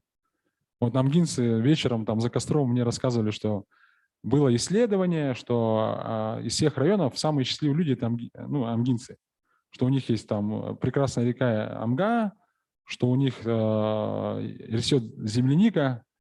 И вообще, в принципе, вот ощущение вот как-то внутреннего вот этого тепла и счастья. Вот, многие, кстати, там были ребята, которые вернулись в Амгу именно только в поисках вот этого ощущения. Там детства, вот как они там бегали, развивались, там, радовались жизни. И, соответственно, вот был запрос вот на проект Джол, они назвали его, да, счастье. Типа, да, и вот такой запрос, да, что все-таки надо вот эту тему развивать. Есть проекты интересные, допустим, сейчас в Сунтарском районе тема, допустим, там криптодеревни, да, когда вот мы знаем, что Сунтарский район там он не отапливается там газом, да, он отапливается электроэнергией, дома отапливаются электроэнергией. И там у них киловатт стоит рубль, да, он субсидируется, и, соответственно, отапливать дома вот криптофермами, соответственно, сделать пул из майнеров, то есть такая вот криптодеревня, которая отапливается криптой, и еще идет пассивный доход, соответственно. Люди там работают, дом отапливается машинами, да, соответственно, и биткоин майнится, как говорится, да, и там в конце года еще какая-то прибыль появляется, да. Ну, такой интересный запрос. И вот на самом деле таких идей очень много. Еще могу сказать, что есть, оказывается, некий страх перед технологиями. Кстати, вот я как министр инноваций, мне реально подходили. Оказывается, я на самом деле тоже вот раньше как-то думал, вот мы рассказываем, вроде бы позитивные вещи делаем, да, то есть инновации развиваем, то вот о чем сказал сейчас Павел Лукш, это вообще там технологически. Вообще, оказывается, у нас в принципе в целом есть такой страх перед чем-то новым. Ну, ты там из разряда жили небогатые, ну и нефиг начинать, да, как бы.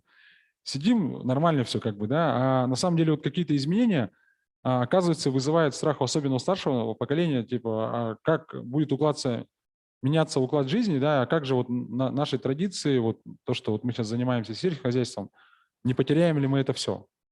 И вот как это сохранить, развивая там технологии, сохранить традиционный уклад, где найти вот этот компромисс, это тоже такой вот запрос есть.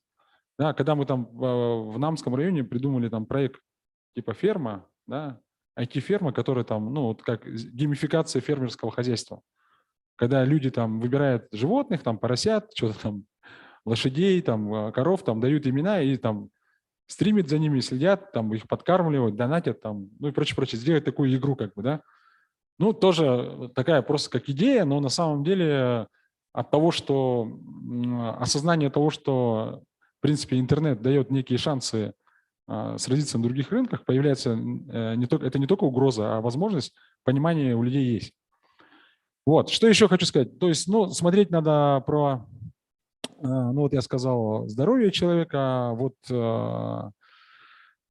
духовность, да, духовность,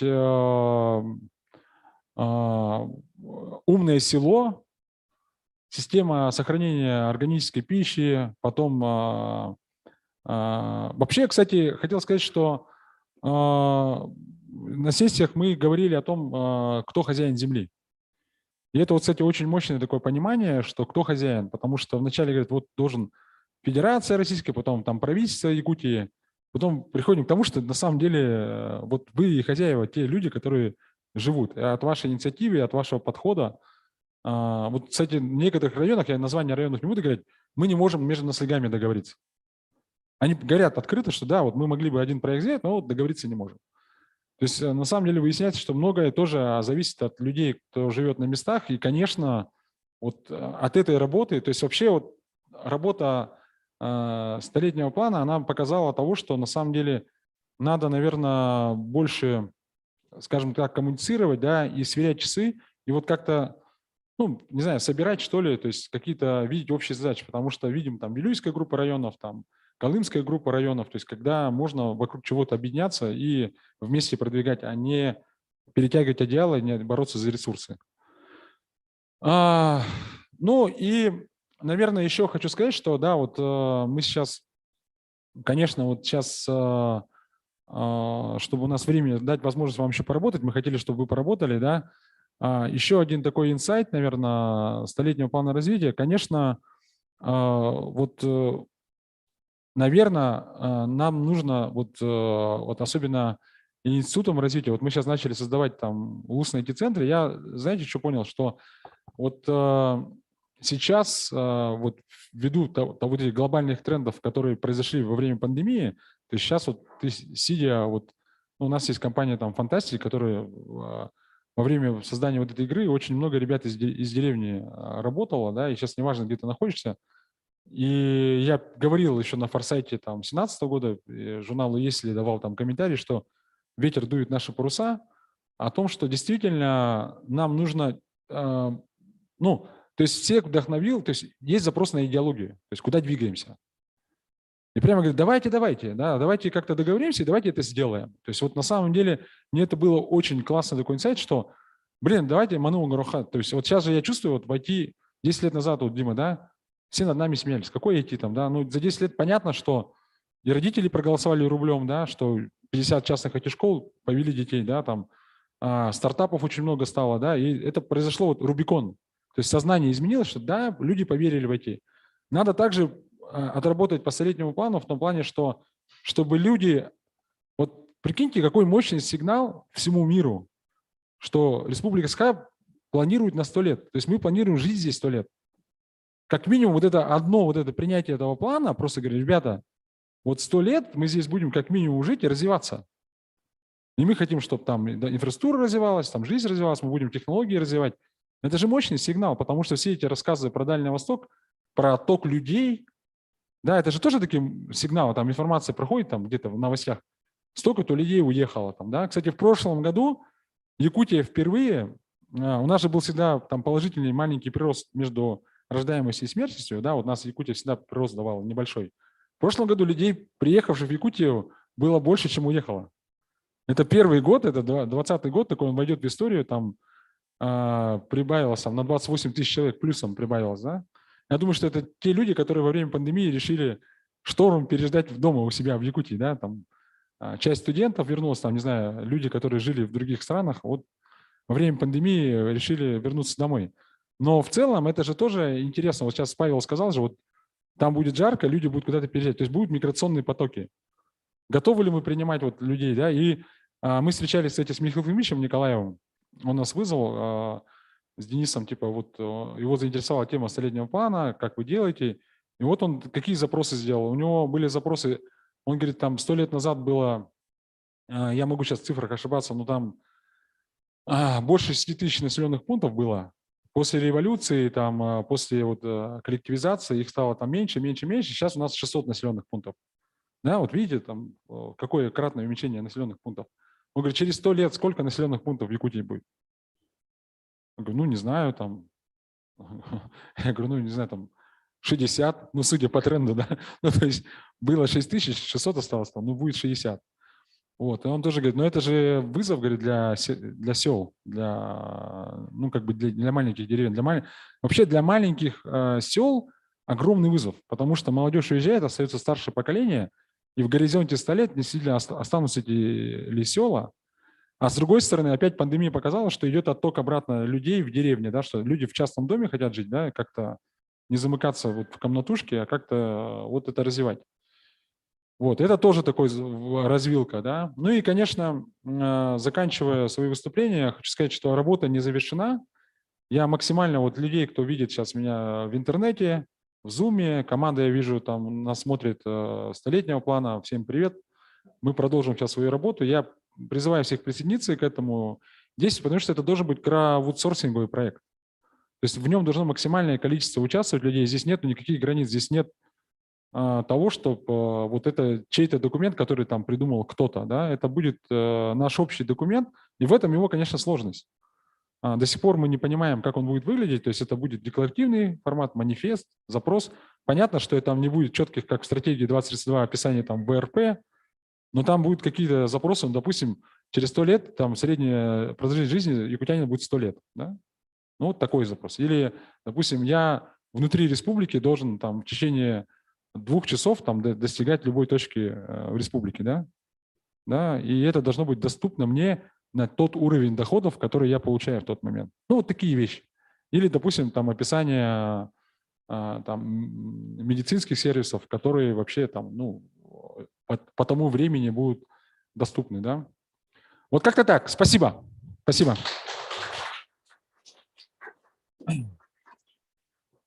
Ну что, Павел, мы какое задание даем нашим ребятам? Озвучь его. Ну, я думал про то, что было бы здорово в этом смысле, чтобы, ну вот ты сказал, что погрустнели. Ну, тут грустить-то, в общем, нечего, потому что, с одной стороны, на мой взгляд, надо честно признаваться, что есть риски, с другой стороны, как-то на них отвечать. Ну и в этом смысле я предлагаю так сформулировать это. Какие ставки в глобальном, вот, меняющемся в мире может сделать Якутия на это столетие? И ну, в этом смысле это что...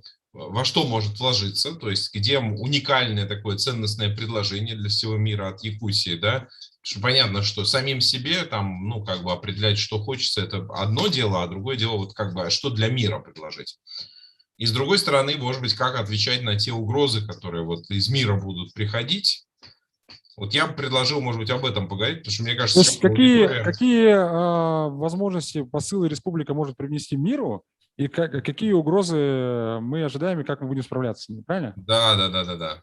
Ну, то есть я предлагаю, чтобы вот сейчас был такой вклад, соединяющий глобальный уровень и уровень Якутии. Мне кажется, что сейчас аудитория в точке кипения такая, которая может об этом поговорить. Хорошо, тогда у меня к Ивану просьба. Коллеги, давайте мы разобьемся. Я вот смотрю, у нас тут можно разбиться на где-то 4 группы. Вот 1, 2, 3, 4. Давайте определим модераторов. Афоня, поработай вот с этой группой. В той группе, я думаю, что там... Давай, Мичел, ты с ребятами, возьми там маркер. Буквально у вас 10-15 минут, ребят, на то, чтобы сформулировать вот 2 вопроса. Что может республика предложить миру в ближайшее там, да, какое-то время, там, в горизонте, там, пусть даже 50 лет, 60, 100 лет, неважно, 30 лет, ну, как в таком долгосрочном. Не, на 4. Да. Ваня, вот здесь, наверное, поработай. Петр Петрович, давай ты вот эту группу окучивай. А вот ту угловую, там тоже Ваня или Нюргун, возьмите тоже маркеры. И на какие угрозы, как мы должны... То есть 2 вопроса у вас. Что мы предлагаем и как мы будем противодействовать этим угрозам. Мы даем вам ровно 12 минут, мы даем вам. В формате World Cafe можете записывать прямо предложения. Дайте ребятам вот эти штуки. У нас есть маркеры, есть... флипчарты, буквально тезисно, то есть что мы можем предложить, какие угрозы нас ждут и как нам с ними бороться.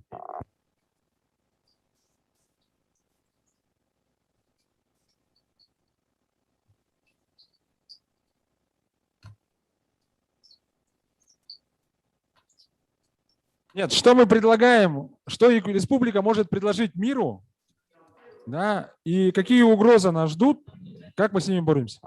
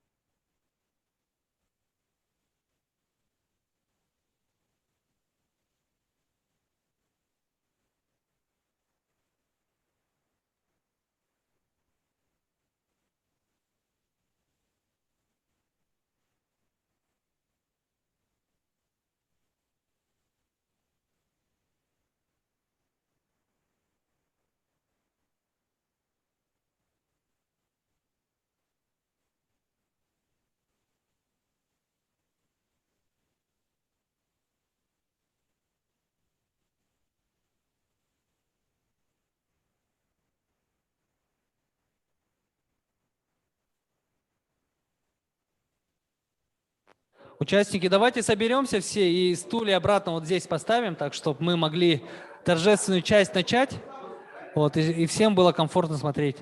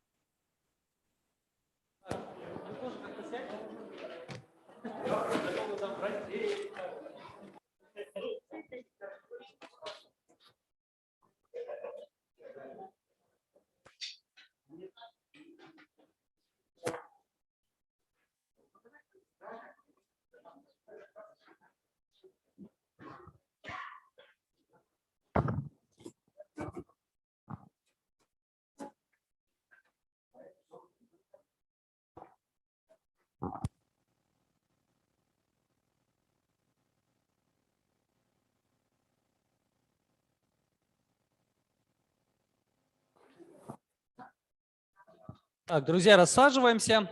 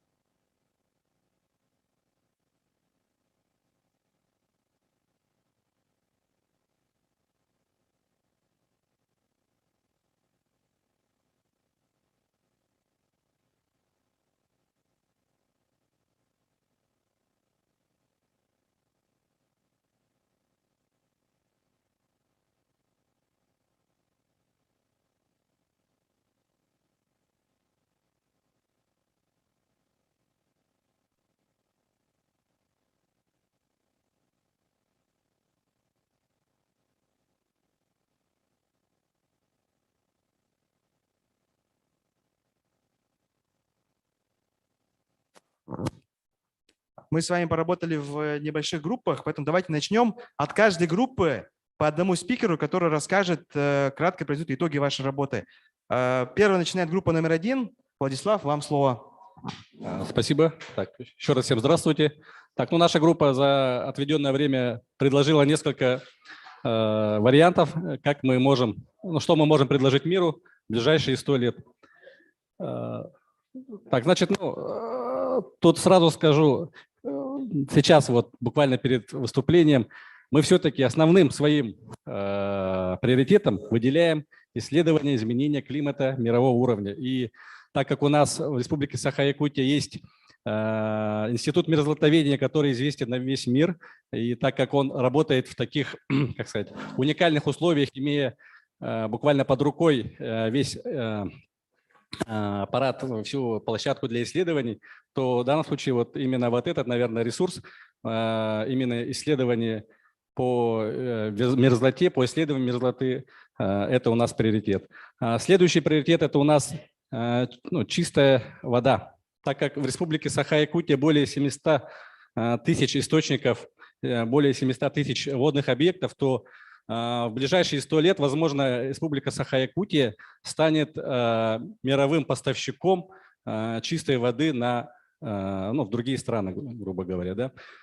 Далее наша группа предлагает, что в следующие 100 лет Республика Саха-Якутия может стать поставщиком солнечной энергии. Получается, так как у нас доказано, что солнечной энергии гораздо больше, чем даже в той же Африке и так далее, да, то солнечная энергетика может стать основным приоритетом.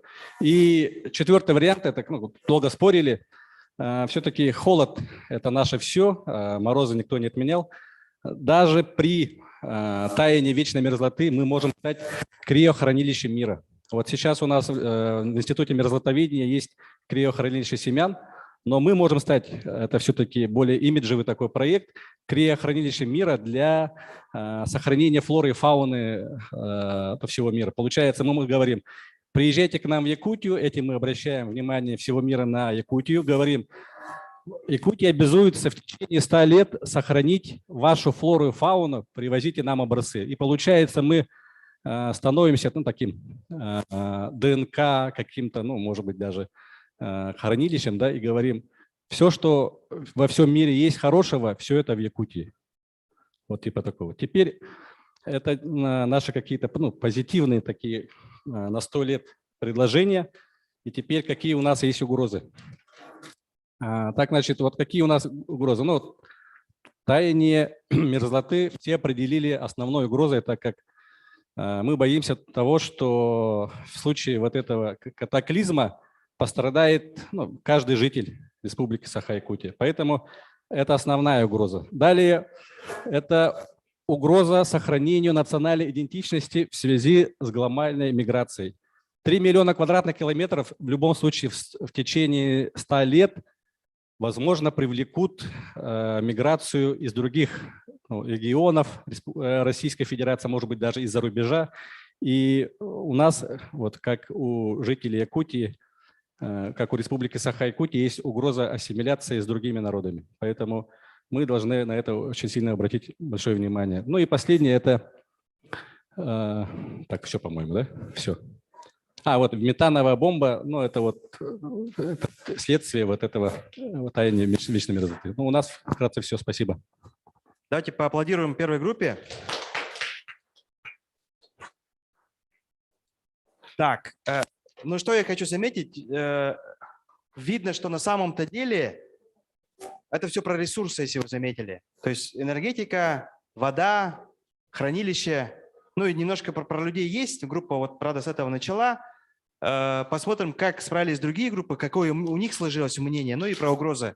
Это таяние мерзлоты и угроза национальной идентичности. Так, у нас осталось еще 2 группы. Кто из вас готов? Кто будет вторыми? Так, господин Чаросов. Да, уважаемые, у наших предложений, на мой взгляд, чуть побольше, чем у той группы, но, в принципе, очень много похожие. Мы сделали рейтинг, и наша группа считает, что предложения, которые можем дать, это, конечно, могут нас критиковать, но у нас есть территория, самая большая в мире, и мы можем давать территорию для освоения жизни. Учитывая то, что нам говорил Павел, что будет народы, которые будут рваться, и даже сейчас, после военных конфликтов, это очень осторожная вещь, потому что они должны знать наши правила. Второе – это качество продукции, в широком смысле, это агро, аква, вода и так далее. То есть то, что мы, помнится, в советское время была переброска северных рек туда, но осторожно, аккуратно, уже под новыми идеологиями. На 3-м месте мы поставили, что регион все равно будет являться полигоном для испытания различных материалов, которые сейчас больше нуждаются. Самолеты поднимаются выше, там условия такие же холодные, как у нас. И это испытаний всего семян, видов организмов и так далее. То есть экспериментальная такая, даже межпланетарная площадка, полет на Марс, это тоже. Ну и мы добавили, конечно, IT-продукты решения, потому что благодаря некоторым людям тут сидящим достаточно активно продвигается и интеллектуально достаточно много можно работать. В долгие зимние вечера делать нечего, IT заниматься важно. Экологический туризм в широком смысле, экстремальный, научный, все это мы можем предлагать, потому что всем надоело Барселона, Париж и так далее, все люди уже наездились, им это неинтересно. Теперь это криохранилище в широком смысле, это как бы все, и в том числе мы сюда включили для центров баз данных, хранения. Там огромное количество энергии, больше хранится, нужно больше ресурсов, энергии. У нас тут можно делать дешевле, и мы можем просто предлагать через оптоволокно создание огромных территорий и чуть ли не город, ЦДОТ, и каждым странам предлагать более дешевые условия. Ну и оптимальные энергетические технологии, мы считаем, что они у нас должны появиться, потому что волей-неволей мы к этому живем, нам это ближе. Теперь какие риски мы видим? В связи с тем, что мы начинаем активно снижать минерально-сырьевую базу, у нас возможны разрушения природных систем, поэтому мы должны очень беречь эту нашу вещь. Теперь Минеральная сырьевая база у нас в республике на самом деле такая невозобновимая. Поэтому мы должны понимать, что это богатство у нас в отдаленной перспективе закончится. Поэтому мы должны понимать, как ее компенсировать. Теперь, конечно, потеря национальной идентичности, это тоже многие писали. У нас вот еще нехватка продуктов, ресурсов, потому что мы территорию для освоения, нам все равно потребуются внешние продукты, это волей-неволей придется. И мы сказали бы, что вот увеличение импорта населения, которое мы говорили, что к нам появятся люди, но какие люди и как их регулировать, это тоже определенный риск и вызов. Все, спасибо, мы все привели все, что можно. Спасибо, Михаил Михайлович.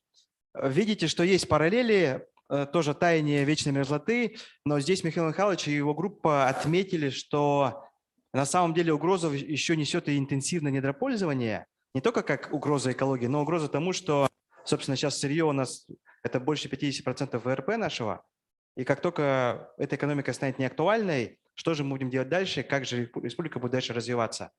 Так, давайте теперь третья группа. Кто от вас выступает? Ага, Мичил. Так, ну у нас группа решила, что тот человек, который модерировал и будет выступать, сделали такой небольшой свод-анализ, ну, без некоторых букв. В общем, на самом деле направления все очень похожие. Как сказал Михаил, да, может быть, по объему мы написали чуть больше.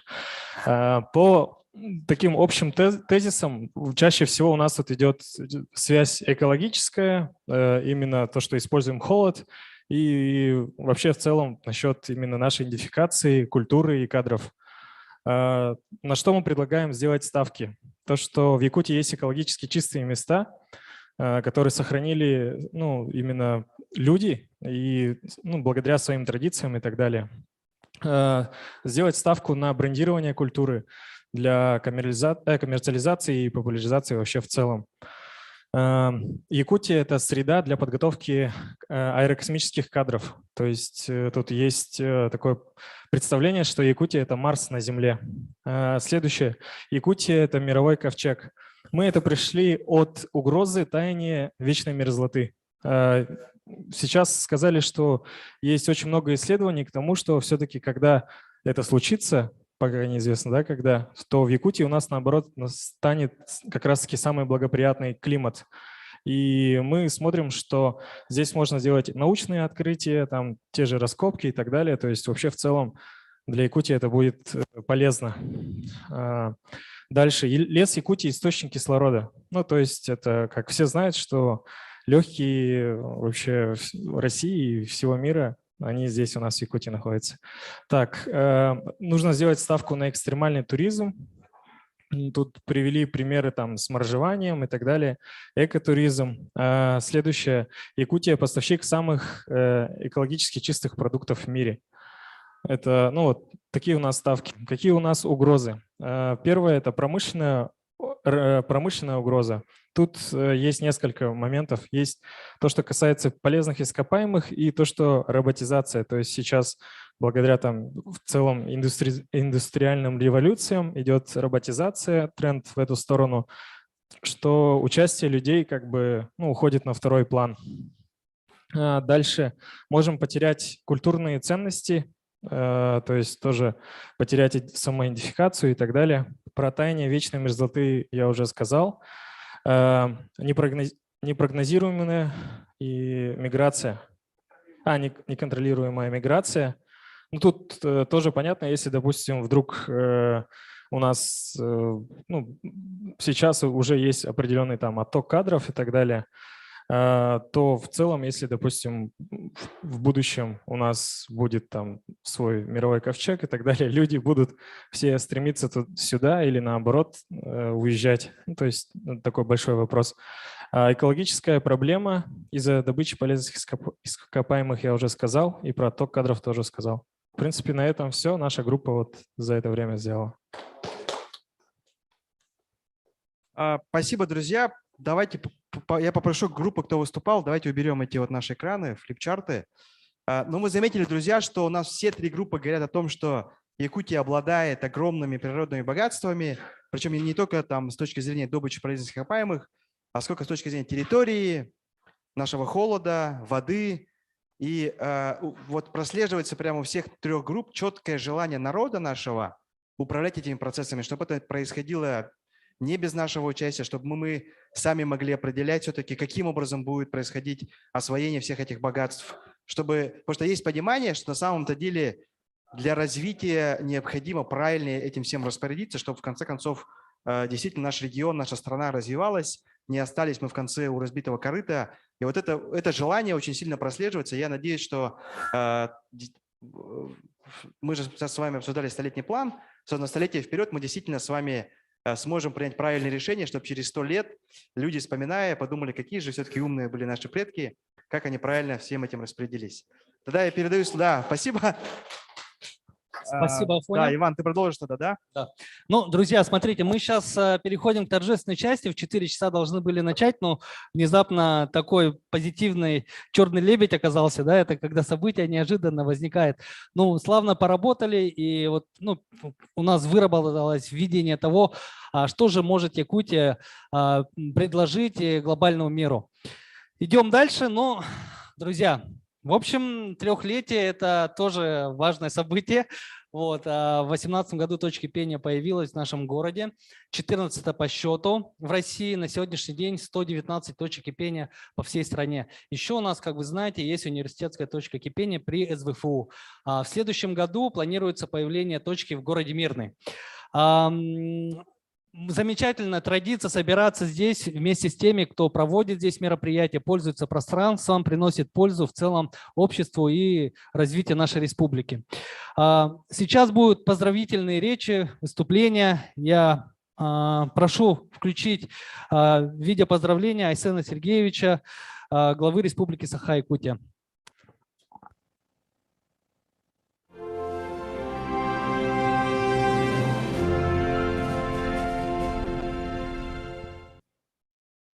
Уважаемые коллеги, пользователи и гости точки кипения Якутск. Сегодня мы отмечаем 3-летие пространства коллективной работы «Точка кипения Якутск». В 2018 году федеральная сеть пространств коллективной работы впервые открылась в городе Якутске, 15-й по счету в стране. На сегодняшний день по всей России насчитывается 119 точек кипения.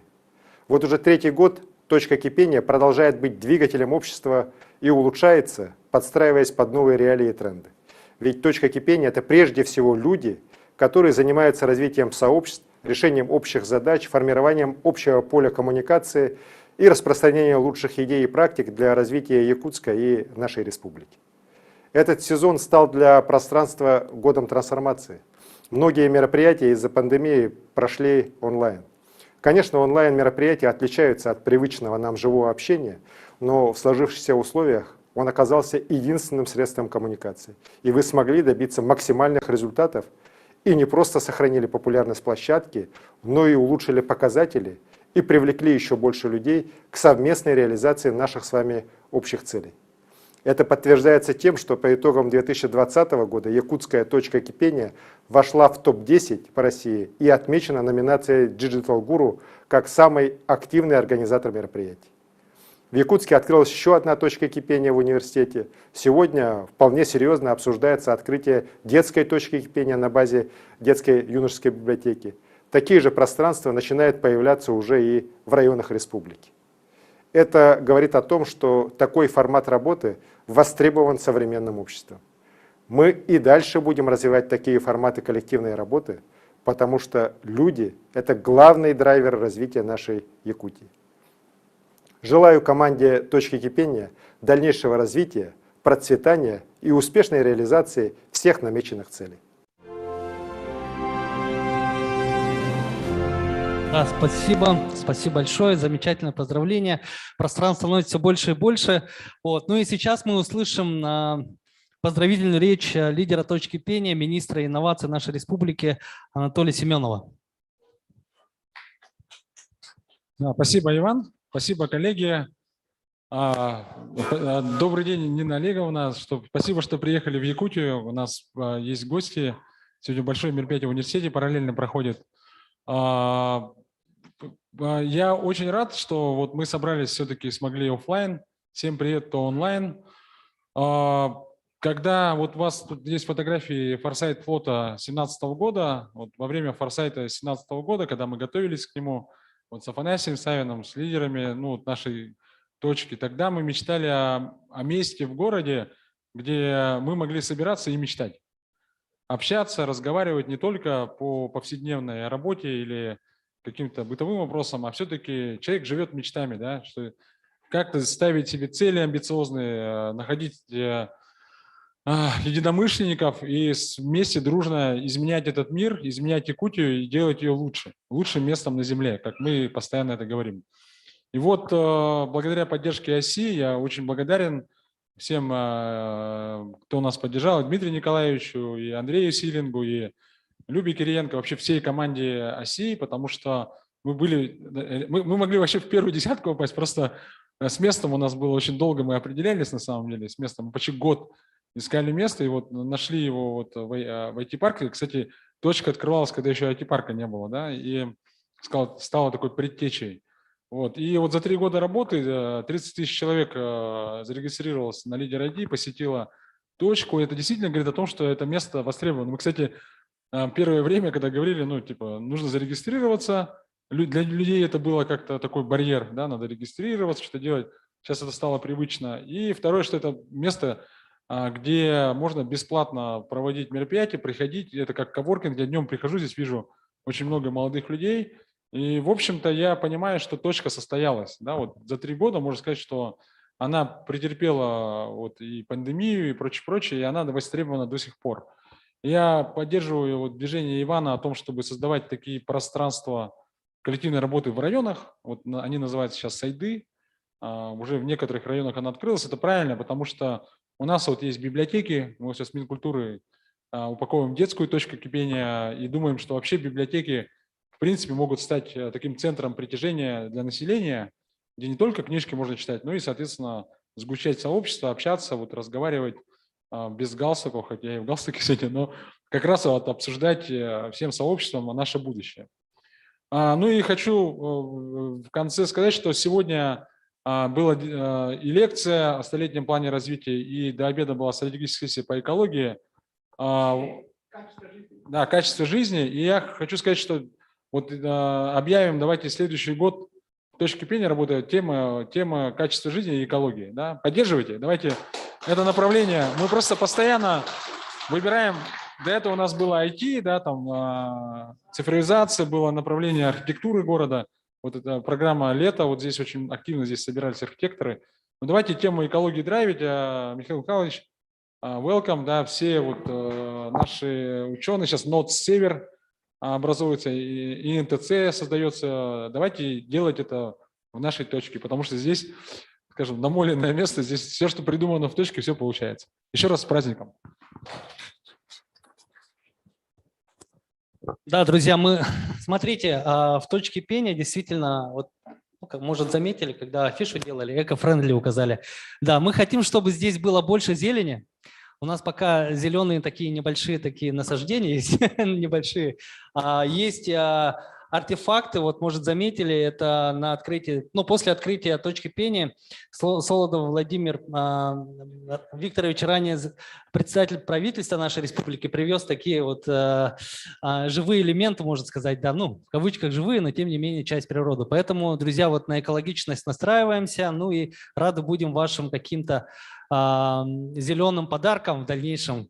Вы знаете, да, что можно в точку приносить полезные какие-то штуки, вот, поэтому вот, раньше это были книги, а сейчас мы вот рассчитываем на что-то зеленое. Вот. Двигаемся дальше. Мы здесь имеем гостей в нашей республике.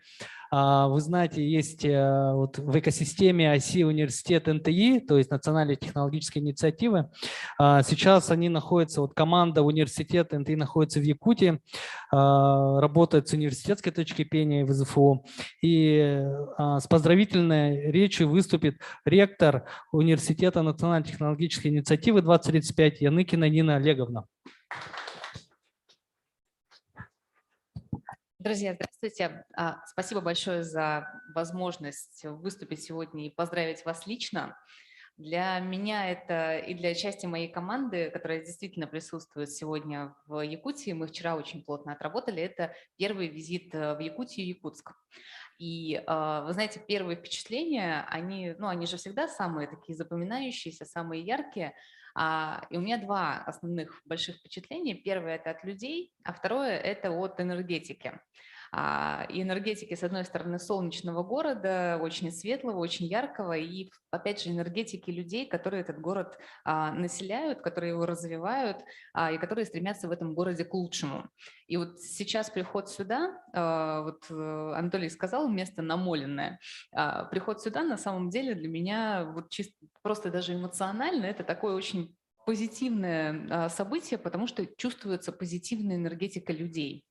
И сегодня, в день рождения точки, я от всей души хочу вам всем пожелать сохранения и приумножения этой энергетики для того, чтобы продолжать делать те добрые, позитивные дела, которые нацелены в конечном итоге на благополучие и процветание как республики в целом, так и каждого отдельного человека, который в этой республике живет. И еще я очень надеюсь и очень желаю, чтобы в Якутию, в том числе через мероприятие «Точки кипения Якутия», Якутск, приезжало как можно больше людей. И мне кажется, те инициативы, о которых вы сегодня говорили, в которые сегодня прорабатывали, вот, к сожалению, я пришла только в самом конце, но, кажется, все три группы успела более-менее услышать. Они в том числе направлены на это. И климатическая повестка, уровень жизни и экология, они же тоже про это. Поэтому я думаю, что вы все находитесь, и точка, и университет, и правительство, и каждый отдельный человек здесь присутствующий, смотрящий нас в онлайне, вы находитесь на очень правильном пути. И ровно в том числе, ровно поэтому мы и наша команда сейчас здесь, потому что мы очень хотим вам в этом пути помочь и быть к этому причастными. Поэтому еще раз я вас поздравляю. Я желаю каждому процветания новых идей, новых стимулов и абсолютного драйва в том, что вы делаете. Он есть. Сегодня, гуляя по университету, я видела студентов с горящими глазами. Я хожу по городу, я вижу очень позитивных, вдохновленных людей. Очень классно, что по точке ходят дети. Меня это, честно говоря, тоже очень прям поразило и удивило и порадовало. Поэтому в добрый путь. Продолжение жизни точки, новых мероприятий, новых событий, новых смыслов, но самое главное – процветание. Спасибо. С днем рождения. Спасибо большое, Нина Олеговна. Здорово, да, нам повезло то, что в этот день представители ОСИ оказались здесь, но с нами всегда наши коллеги по департаменту развития сети точек кипения.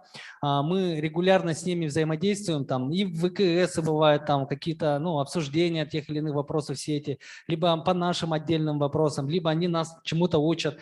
И через Zoom нас поздравят представители департамента развития сети точек кипения Владислав Широков и Татьяна Играева. Вы с нами на связи ли? Сюрприз. Привет, коллеги. Алина, да, с нами? Да, я смогла к вам подключиться, дорогие. Ага. Дорогие коллеги, искренне поздравляю вас с таким большим праздником. И очень жалею, что сейчас физически не в Якутии, потому что Якутию искренне люблю. И я здесь абсолютно согласна с Ниной, что это та земля, которая, несмотря на то, что является вроде и самой холодной у нас в стране, но на самом деле она самая теплая и самая душевная, в которой прорастают гениальные идеи и живут гениальные люди.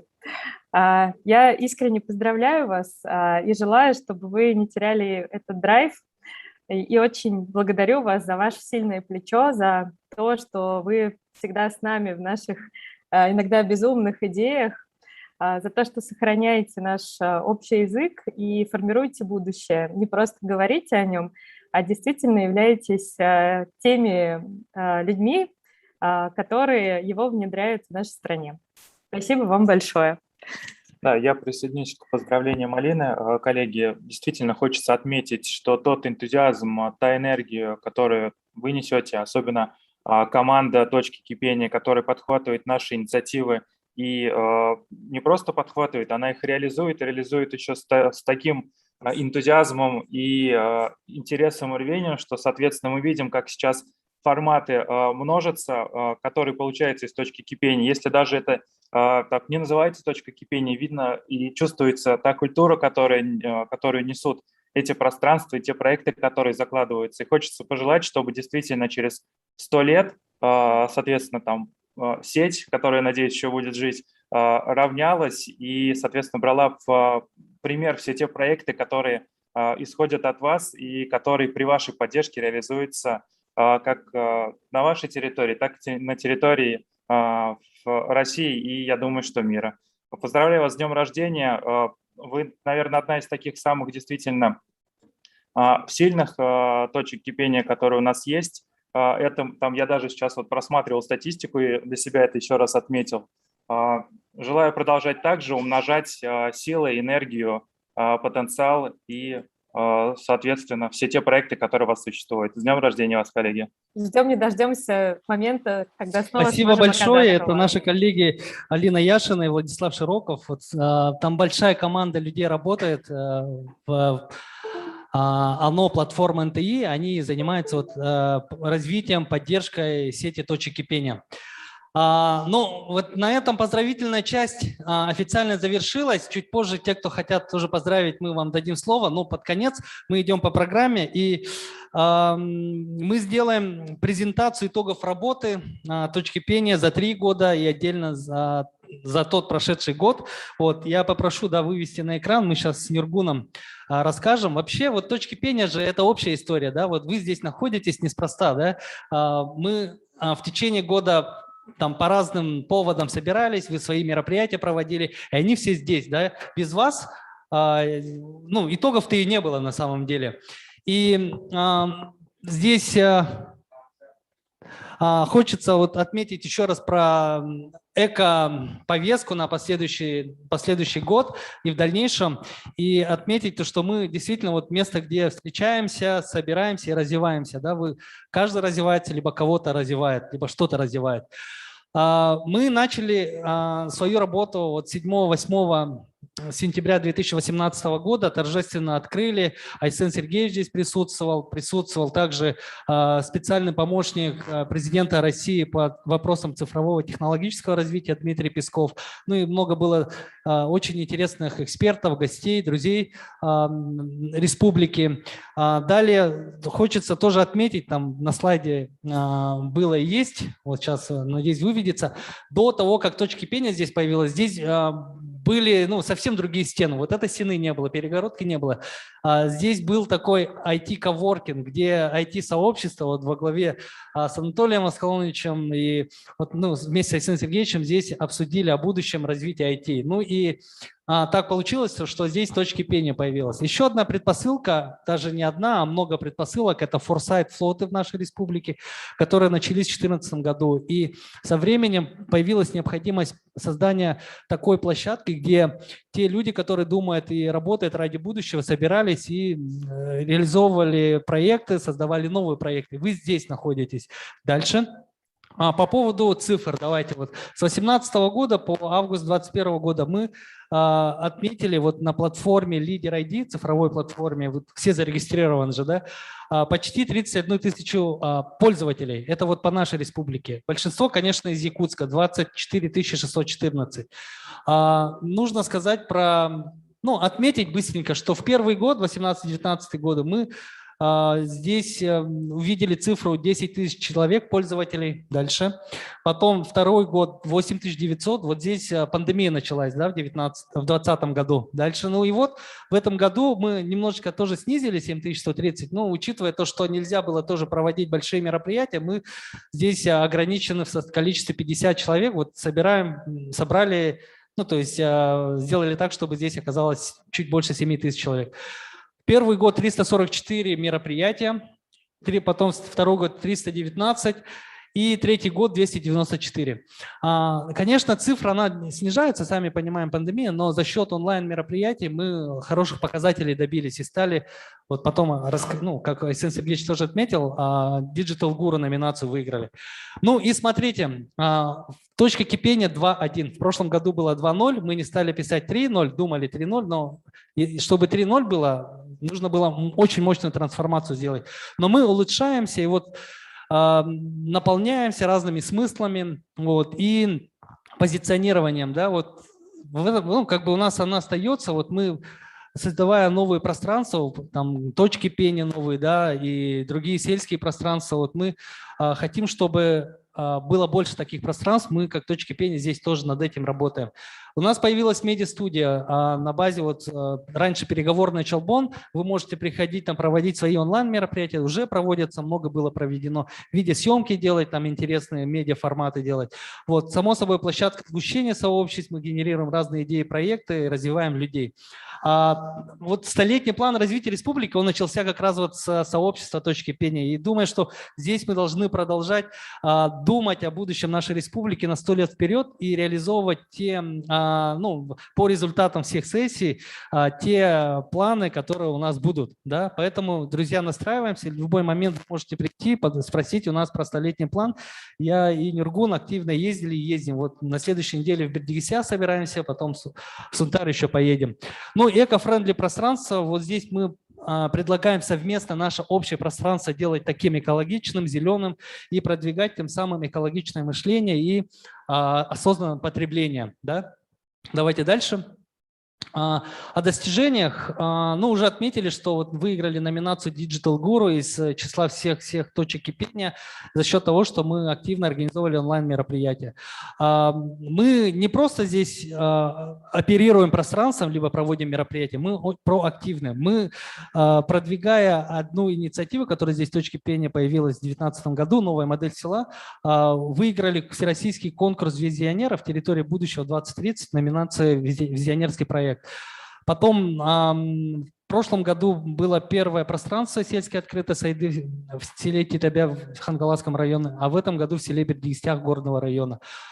Ну, очень много таких событий тоже здесь можно отметить. Там есть и гранты, которые получили те, кто вот в сельской местности работает, либо вот, ну, с нами в точке пения реализуют разного рода проекты. Можно дальше.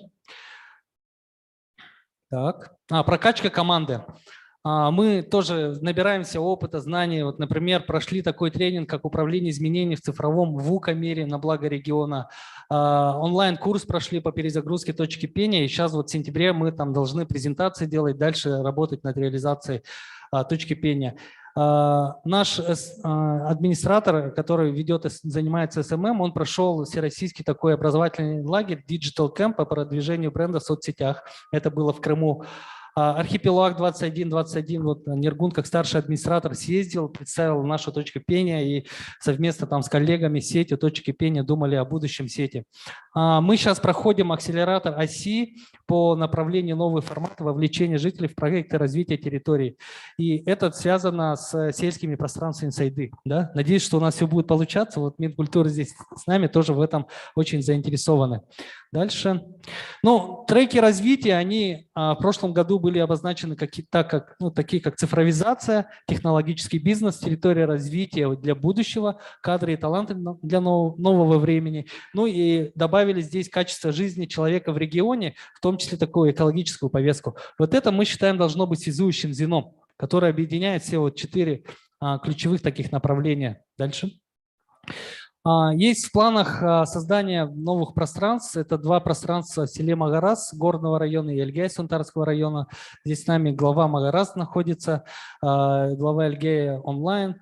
И это будет до конца по плану 2021 года. Да? 8 пространств развития сайды рассчитываем в 2022 году. Вот для этого мы тоже открыты, мы проведем обучение, те команды, которые хотят сельские пространства создавать. Ну и содействуем созданию точек кипения на территории Западной и Южной Якутии, на это мы делаем фокус. Так, дальше. Ну и как программная дирекция мы уже здесь обозначили, какие задачи и планы есть до конца года и в начале следующего года, не буду детализировать. Можем дальше. Вот. Ну, друзья, вот благодаря вашей активности точка кипения живет. Здесь происходят разного рода такие внезапные встречи, внезапные какие-то озарения, проекты появляются. Вот. И мы рассчитываем и надеемся, что точки кипения для вас это не только площадка для проведения мероприятий, но и место, где вы приносите пользу другим. Да? Вот. На этом завершаем мы нашу часть. Завершаем часть по итогам. Вот, поэтому по этой информации, я думаю, что видно, как мы поработали, и думаем, что вы сами видите, как в целом работа идет и являетесь частью точки кипения, да, частью мероприятий.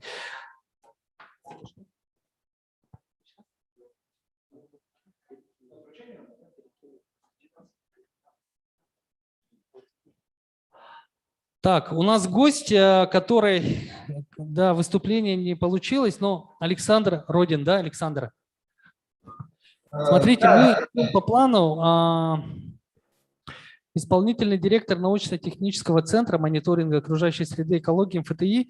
Буквально 5 минут можно от вас? Вот мы... Да, здравствуйте, большое спасибо. Уважаемые коллеги, огромное спасибо за возможность выступить. И отдельная моя благодарность Дмитрию Попову, который проявил настойчивость, инициативу, и буквально, так сказать, благодаря его инициативе я выделил это время, которое сейчас очень сложно выделить, потому что у нас постоянно идут экспедиционные работы.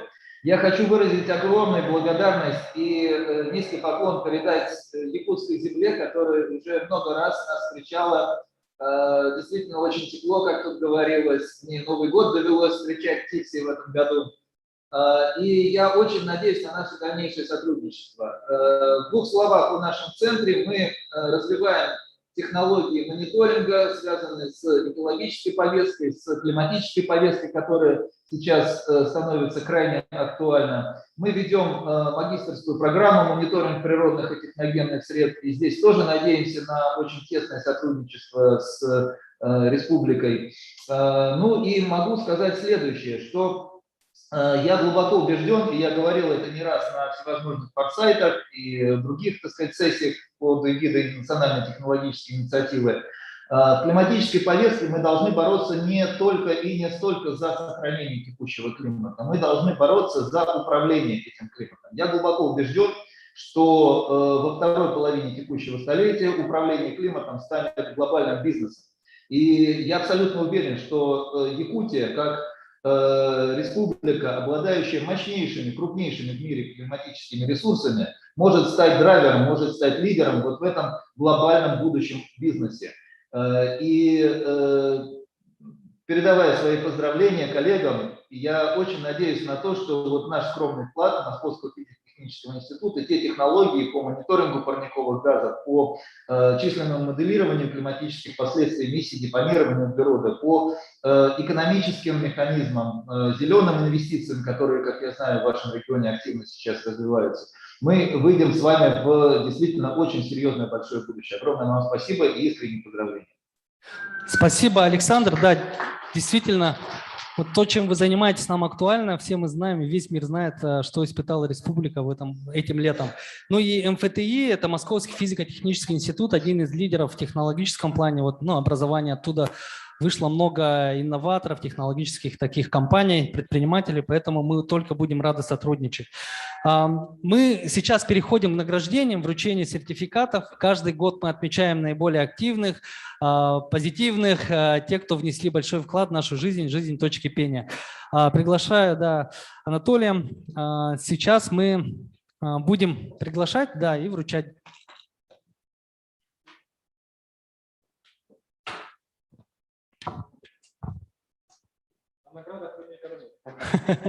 Да, друзья. Ну, смотрите, будет несколько номинаций. И первая номинация – это топ-5 организаций, поддерживающих точку кипения. Подготовлено, да? Ну, Анатолий Скалонович, вы вы руководитель Министерства инноваций, цифрового развития и инфокоммуникационных технологий, лидер точки кипения. Здесь действительно министерство много делало и делает. Вот коллеги, которые там, в министерстве есть, они пользуются и приносят пользу точки кипения. Вот, поэтому Да, мы хотели бы вас поблагодарить, министерство, и дальше технопарк Якутия. Да. Хотел бы вручить благодарность технопарку Якутия. Дело в том, что мы сегодня ждали здесь Евгения Николаевича Григорьева. Если ты, Евгений Николаевич, нас слышишь, видишь, мы тебя до сих пор ждем, все равно приходи. Вот. Дело в том, что это организовывалась как городская точка кипения, и глава города, когда Арсений Сергеевич был главой города, ну, прямо скажем, помогал содержать нашу точку, но когда город отказался от точки, да, вот Петр Петрович Габушев принял эту ношу на себя, поэтому, Петр Петрович, тебе огромное спасибо. Вот на этих мужественных плечах держится точка. Ну, и я хочу сказать, ну, Петр Петрович пару слов, наверное, скажет. Я просто от себя хочу сказать, что вот, Нина Олеговна, вот на самом деле точка стала таким мягким входом в IT-парк. Потому что IT-парк, как выяснилось, структура закрытая, ну, для многих людей кажется, что там слишком умные люди собираются, все так круто, и что это не для нас, да. А когда люди, ну, попадая в точку, видят, общаются здесь с людьми, кто работает в IT-парке, понимают, что, оказывается, можно заявку подать. И такой, для нас это мягкий вход в IT-парк, на самом деле. И такой сервис, коворкинг, он эти задачи решает. Петр Петрович, пару слов. Да, спасибо, Эдуард Исконович. Коллеги, еще раз добрый вечер. Кого не видел, добрый день. Поздравляю точки кипения с 3-летием. Эти 3 года пролетели вообще как один день, там, не знаю, очень быстро время летит. Когда город отказался финансировать точки кипения, я ни на секунду не сомневался, брать на себя ответственность такую или не брать, потому что, ну, реально, точка кипения нам помогает. То есть мы работаем вместе, плечом к плечу, проводим мероприятия, это новые люди, новые какие-то идеи, проекты здесь возникают постоянно, на постоянной основе. Поэтому точка кипения очень полезна для технопарка, для IT-парка. И мы дальше, думаю, также продолжим работать тесно, совместно на благо нашей республики. Спасибо. Спасибо, Петр. Петру всегда можно зайти по любому вопросу, и он всегда нам подскажет, поможет. Спасибо, Петр. Дальше у нас венчурная компания. Да, Василий Васильевич Ефимов, венчурная компания.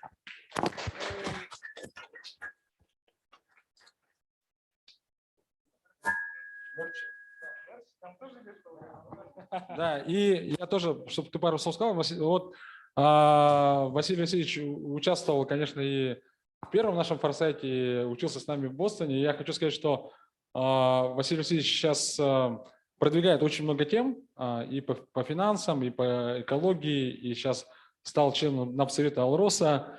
На самом деле очень активные гражданской позиции и очень много интересных тем. Я вот очень рад, что вот я Нине Олеговне рассказывал, что у нас точка кипения состоялась благодаря не тому, что тут стены появились, а то, что такая ядерная команда нас окружает. Василий Ильич, тебе огромное спасибо. Спасибо, Анатолий Скалович. Так меня еще, по-моему, не представляли.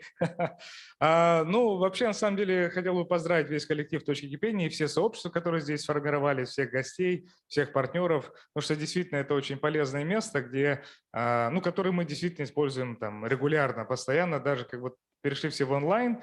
Вот одно из мероприятий, первых, которые мы провели онлайн, это вот ребята из сообщества Якутия Про, это наши соотечественники, якутяне, которые добились определенного успеха. Они вот решили как бы собраться и поделиться своим опытом перед студентами и молодыми специалистами.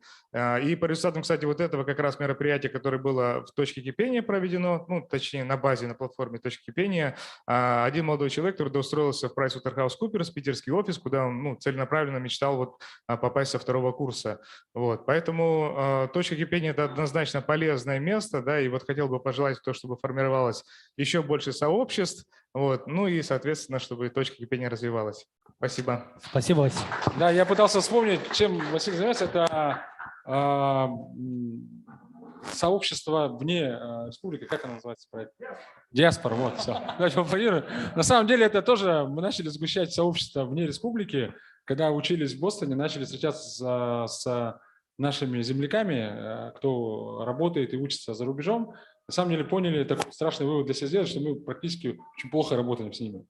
Вот. А студенты, наши однокурсники там с Ливии, по-моему, да? Да, с Ливана там гордились, что вот наша диаспора в Америке там одна из крупнейших там диаспор, типа и они нам помогают в нашей стране. И мы поняли, что это тот ресурс, который, в принципе, республика могла бы использовать, но пока использует слабо. И вот Василий Васильевич вместе с МВС сейчас работает, и глава поддержал этот проект.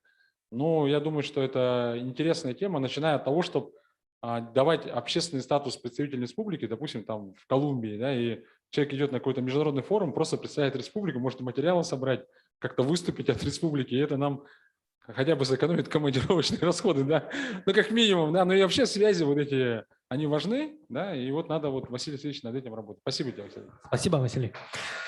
Дальше двигаемся. Корпорация развития Республики Саха-Якутия.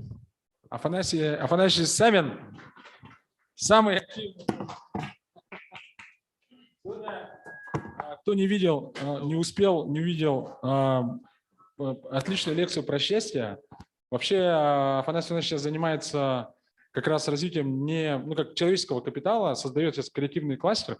Вот я думаю, что вот сейчас в следующем году откроется 13 тысяч квадратных метров, и там будет ли точка, вопрос, вот, будет ли нам место там, вот. И, конечно, на самом деле, вот Афанасий Иванович очень тоже много инициатив разных делает. Ну, Афанасий, тебе пару слов. Ага. Спасибо, Анатолий Скалонич, спасибо, друзья. Поздравляю всю команду «Точки кипения» с 3-летием. Действительно, 3 года пролетели очень быстро. Для нас точка кипения – это, потому что мы любой свой проект начинаем прежде всего с формирования сообщества, потому что все наши проекты про людей, если вокруг этих проектов не формируется сообщество, то такие проекты просто не получаются. Вот мы создаем креативный кластер, там действительно будет на 150 компаний размещаться, больше 1000 человек работать. И мы начинали этот проект именно вот здесь, в этих стенах, с того, что собрали просто всех людей, всех креативной индустрии, которые у нас есть, и начали с ними общаться, дружить, потому что без этого, к сожалению, ничего не получается. И точка кипения в этом плане 100% с этой миссией своей справляется. И я бы хотел, чтобы и дальше наша точка росла, развивалась. И вот как Аскалоныч правильно сказал, не стены решают, а именно те люди, которые здесь внутри сидят. Поэтому давайте и дальше также идти в добрый путь, как говорится, чтобы еще через 3 года мы встретились, и у нас еще, может быть, даже и больше территории было, и больше площадей, и детская точка появилась, еще, может, какие-нибудь форматы, можете женскую точку какую-нибудь придумать, еще какую-нибудь. Да, всякое может быть. Кто знает, может, через 20 лет будет точка кипения для андроидов, кто его знает. Да, хочется, чтобы мы все были живы и здоровы к этому времени, и обязательно это интересное будущее увидели своими глазами. Спасибо. Спасибо, Афанасий, спасибо. Также, смотрите, в жизни точки кипения последние годы поддержку оказывает Республиканский дом народного творчества, является структурным подразделением Министерства культуры и духовного развития. Мы тоже хотим выразить благодарность. Сергей Степанович, директор РДНТ, сокращенно. Спасибо. Мы работаем в создании сельских пространств и на базе домов культуры, культурных центров и библиотек ведем работу. Да, тоже пару слов. Ну, мы года 2 уже тесно сотрудничаем. Нам очень нравится, потому что это молодые ребята, которые действительно глаза горят и нас заряжают, да. И это как бы очень креативное направление. И мы вот хотим вот сойти точки, да. Ну, хотели в этом году 5, но пока 2 из-за пандемии. Ну, думаю, мы все свои задачи выполним и будем дальше работать. Спасибо вам. Спасибо большое, Сергей Степанович. Спасибо. Ну и мы двигаемся дальше. Следующая номинация топ-3 активных организаторов. Корпорация знаний Интегра, ресурсный центр АКФА. Вот. Корпорация знаний Интегра. Давайте вот пригласим. Да, Василина Николаева. Да. Работает с подростками, очень классные встречи проводит на уровне даже Арсена Томского, Михаила Ефимовича Николаева. Вот. Спасибо большое за ваш вклад в сообщество, да, и продолжайте здесь также проводить интересные мероприятия. Мы ресурсному центру АКФА уже вручили, они отпросились пораньше. Ну и вот Министерство культуры и духовного развития республики тоже прям очень активно здесь работает. Владислав Валерьевич Левочкин, заместитель министра. Спасибо.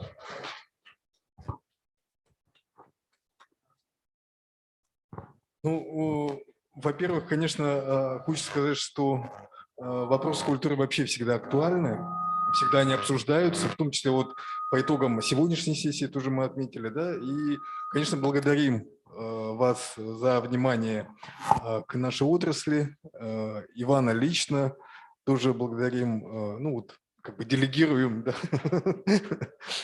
Просим делегировать вот принятие наших благодарностей, поскольку у нас действительно вот 2 только проекта пока что, но мне кажется, может быть гораздо больше. Это вот сейчас сайды, сейчас детская точка кипения, и дальше будем еще, на самом деле много чего интересного может быть. Хотим только одного, чтобы Иван поскорее вернулся из большой политики к нам на землю, да, и у меня есть уже ответный подарок.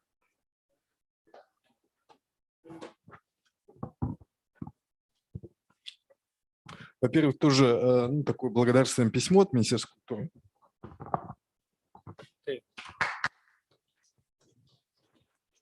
Ну и вот такой каталог, это тоже очень интересный проект. Это наши музейщики объехали все музеи мира для того, чтобы собрать информацию о тех предметах народной культуры, которые есть, да, наших народов Якутии в музеях мира. И это только первый том. Надеемся, что на каждый день рождения будем дарить новый том. С днем рождения. Спасибо. Я, кстати, был в Нью-Йоркском музее и видел экспозицию про Якутию. Музей Нью-Йорка. Вообще классная экспозиция. Реально одна из больших. Там музей Нью-Йорка в центре. Как называется? Музей естественной науки или как называется? Где ночь музея снимали, в общем, да. Дальше кому? Оказывается, онлайн Александра Гурьева, ресурсный центр АКФА. Вот мы, да, тоже хотим поблагодарить. Мы вам вручили, уже успели сфотографироваться, вы уже, да, у себя находитесь. Хотите пару слов сказать, наверное, да? Да, я хочу, конечно, поздравить родную точку кипения с 3-летием. Ну, 3 года – это возраст самостоятельности, возраст осознанности, и я поэтому желаю вам большому кораблю, большое плавание. Наша ассоциация, она регулярно проводит мероприятия в точке кипения. Вот в этом году, несмотря на пандемию, мы провели 2 крупных мероприятия. Это серия мастер-классов в ноябре 2020 года и также стратегическую сессию в апреле 2021 года. Кроме того, мы проводили еще серию семинаров, мастер-классов и для НКО, и для активистов, в том числе и для предпринимателей, в том числе и с представителями налоговых органов. Поэтому точка кипения, можно сказать, уже стала нам почти, как сказать, вторым офисом. Поэтому желаю процветания и также, как я уже сказала, больших свершений, больших достижений. Спасибо, Ура! спасибо. Спасибо большое. Давайте похлопаем. Есть такие полезные ресурсные центры, помогают людям разрабатывать разные проекты и готовить заявки на гранты. Ну и топ активных пользователей сразу хочу всех назвать, тоже пригласить сюда. Это Room Animation студия. Если есть представитель, просим тоже выйти сюда. Компания с IBM, коммуникационное агентство Дельта и Арсентий Мельников. Они являются одними из тоже активных пользователей. Да, это Дельта. Арсентий Мельников, ИП. Работает тоже вот по направлению дизайна и активно пользуется точкой кипения.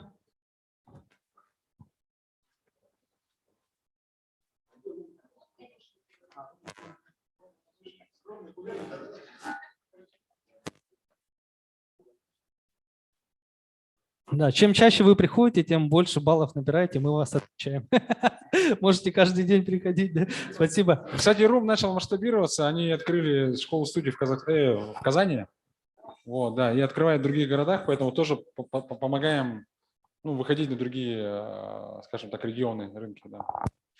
Ну и дальше двигаемся. Номинация «Самое большое количество посетителей». Это в рамках мероприятия. Фестиваль туризма «Вольный». 88 участников. Компания Якутия Explorers.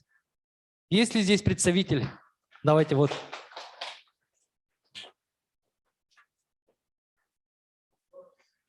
Якутия Explorers, компания, которая организовывает фестиваль туризма. Так, а мы...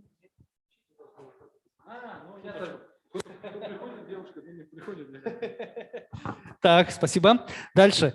У нас есть технологический прорыв. Номинация «Технологический прорыв». Команда «Скиллометр». Роза и Сергей Баишевы. Можно вас сюда? Активно участвуют в жизни точки кипения. Тоже сами тут обучают и подсказывают, являются примером в технологическом развитии.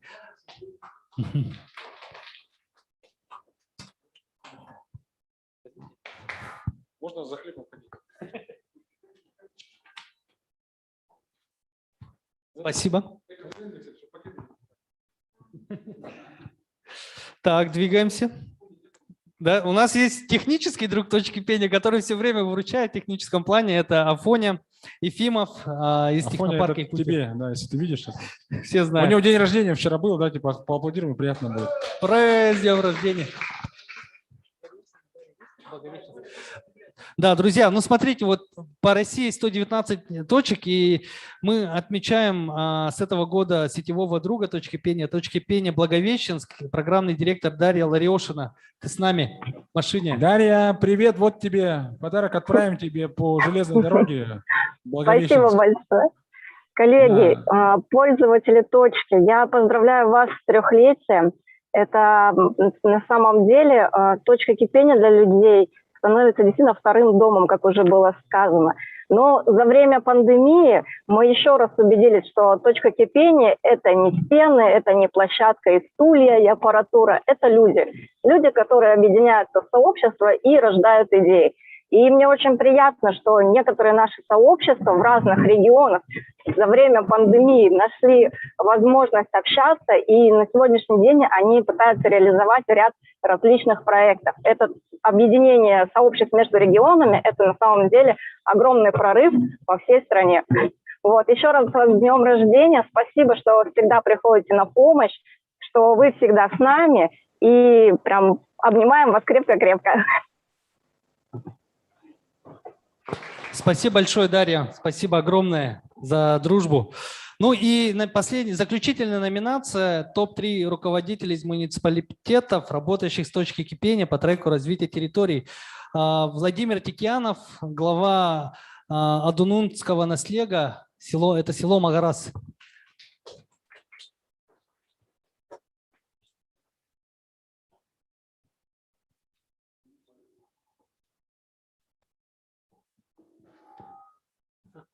Да, я в Магарасах в этом году был, тоже к Владимиру приезжал в гости, во время пожара помогали тушить пожары. Да. Также у нас ВКС через Zoom присутствует глава села Эльгяя, Эльгайский наслег Сунтарского района Гаврил Яковлев. Как вы здесь? Мы вам вручим, отправим. Гаврил?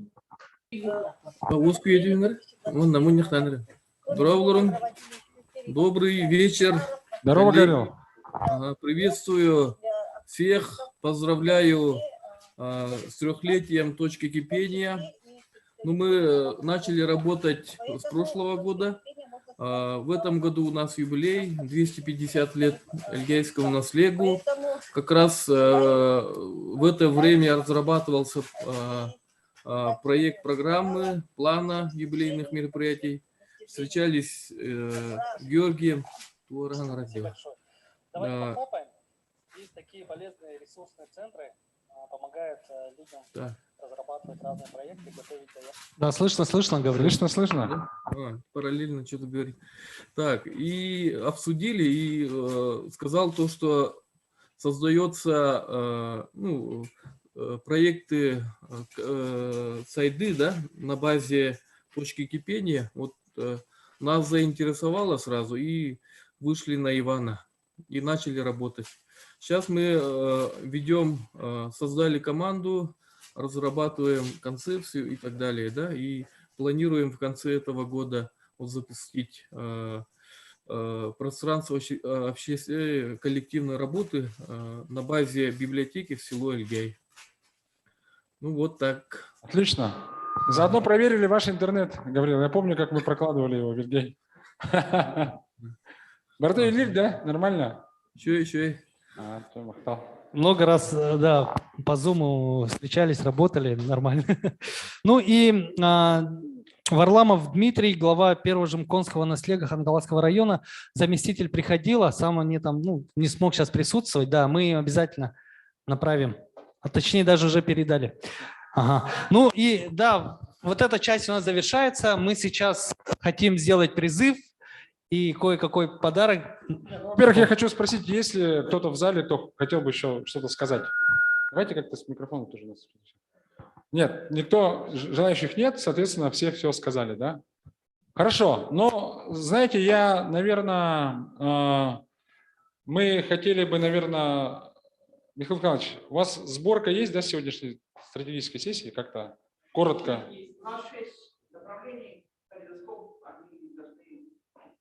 Ну, если есть время. Ну, не то чтобы время. В общем, ладно, тогда сделаем так. В общем, нет, сделаем так.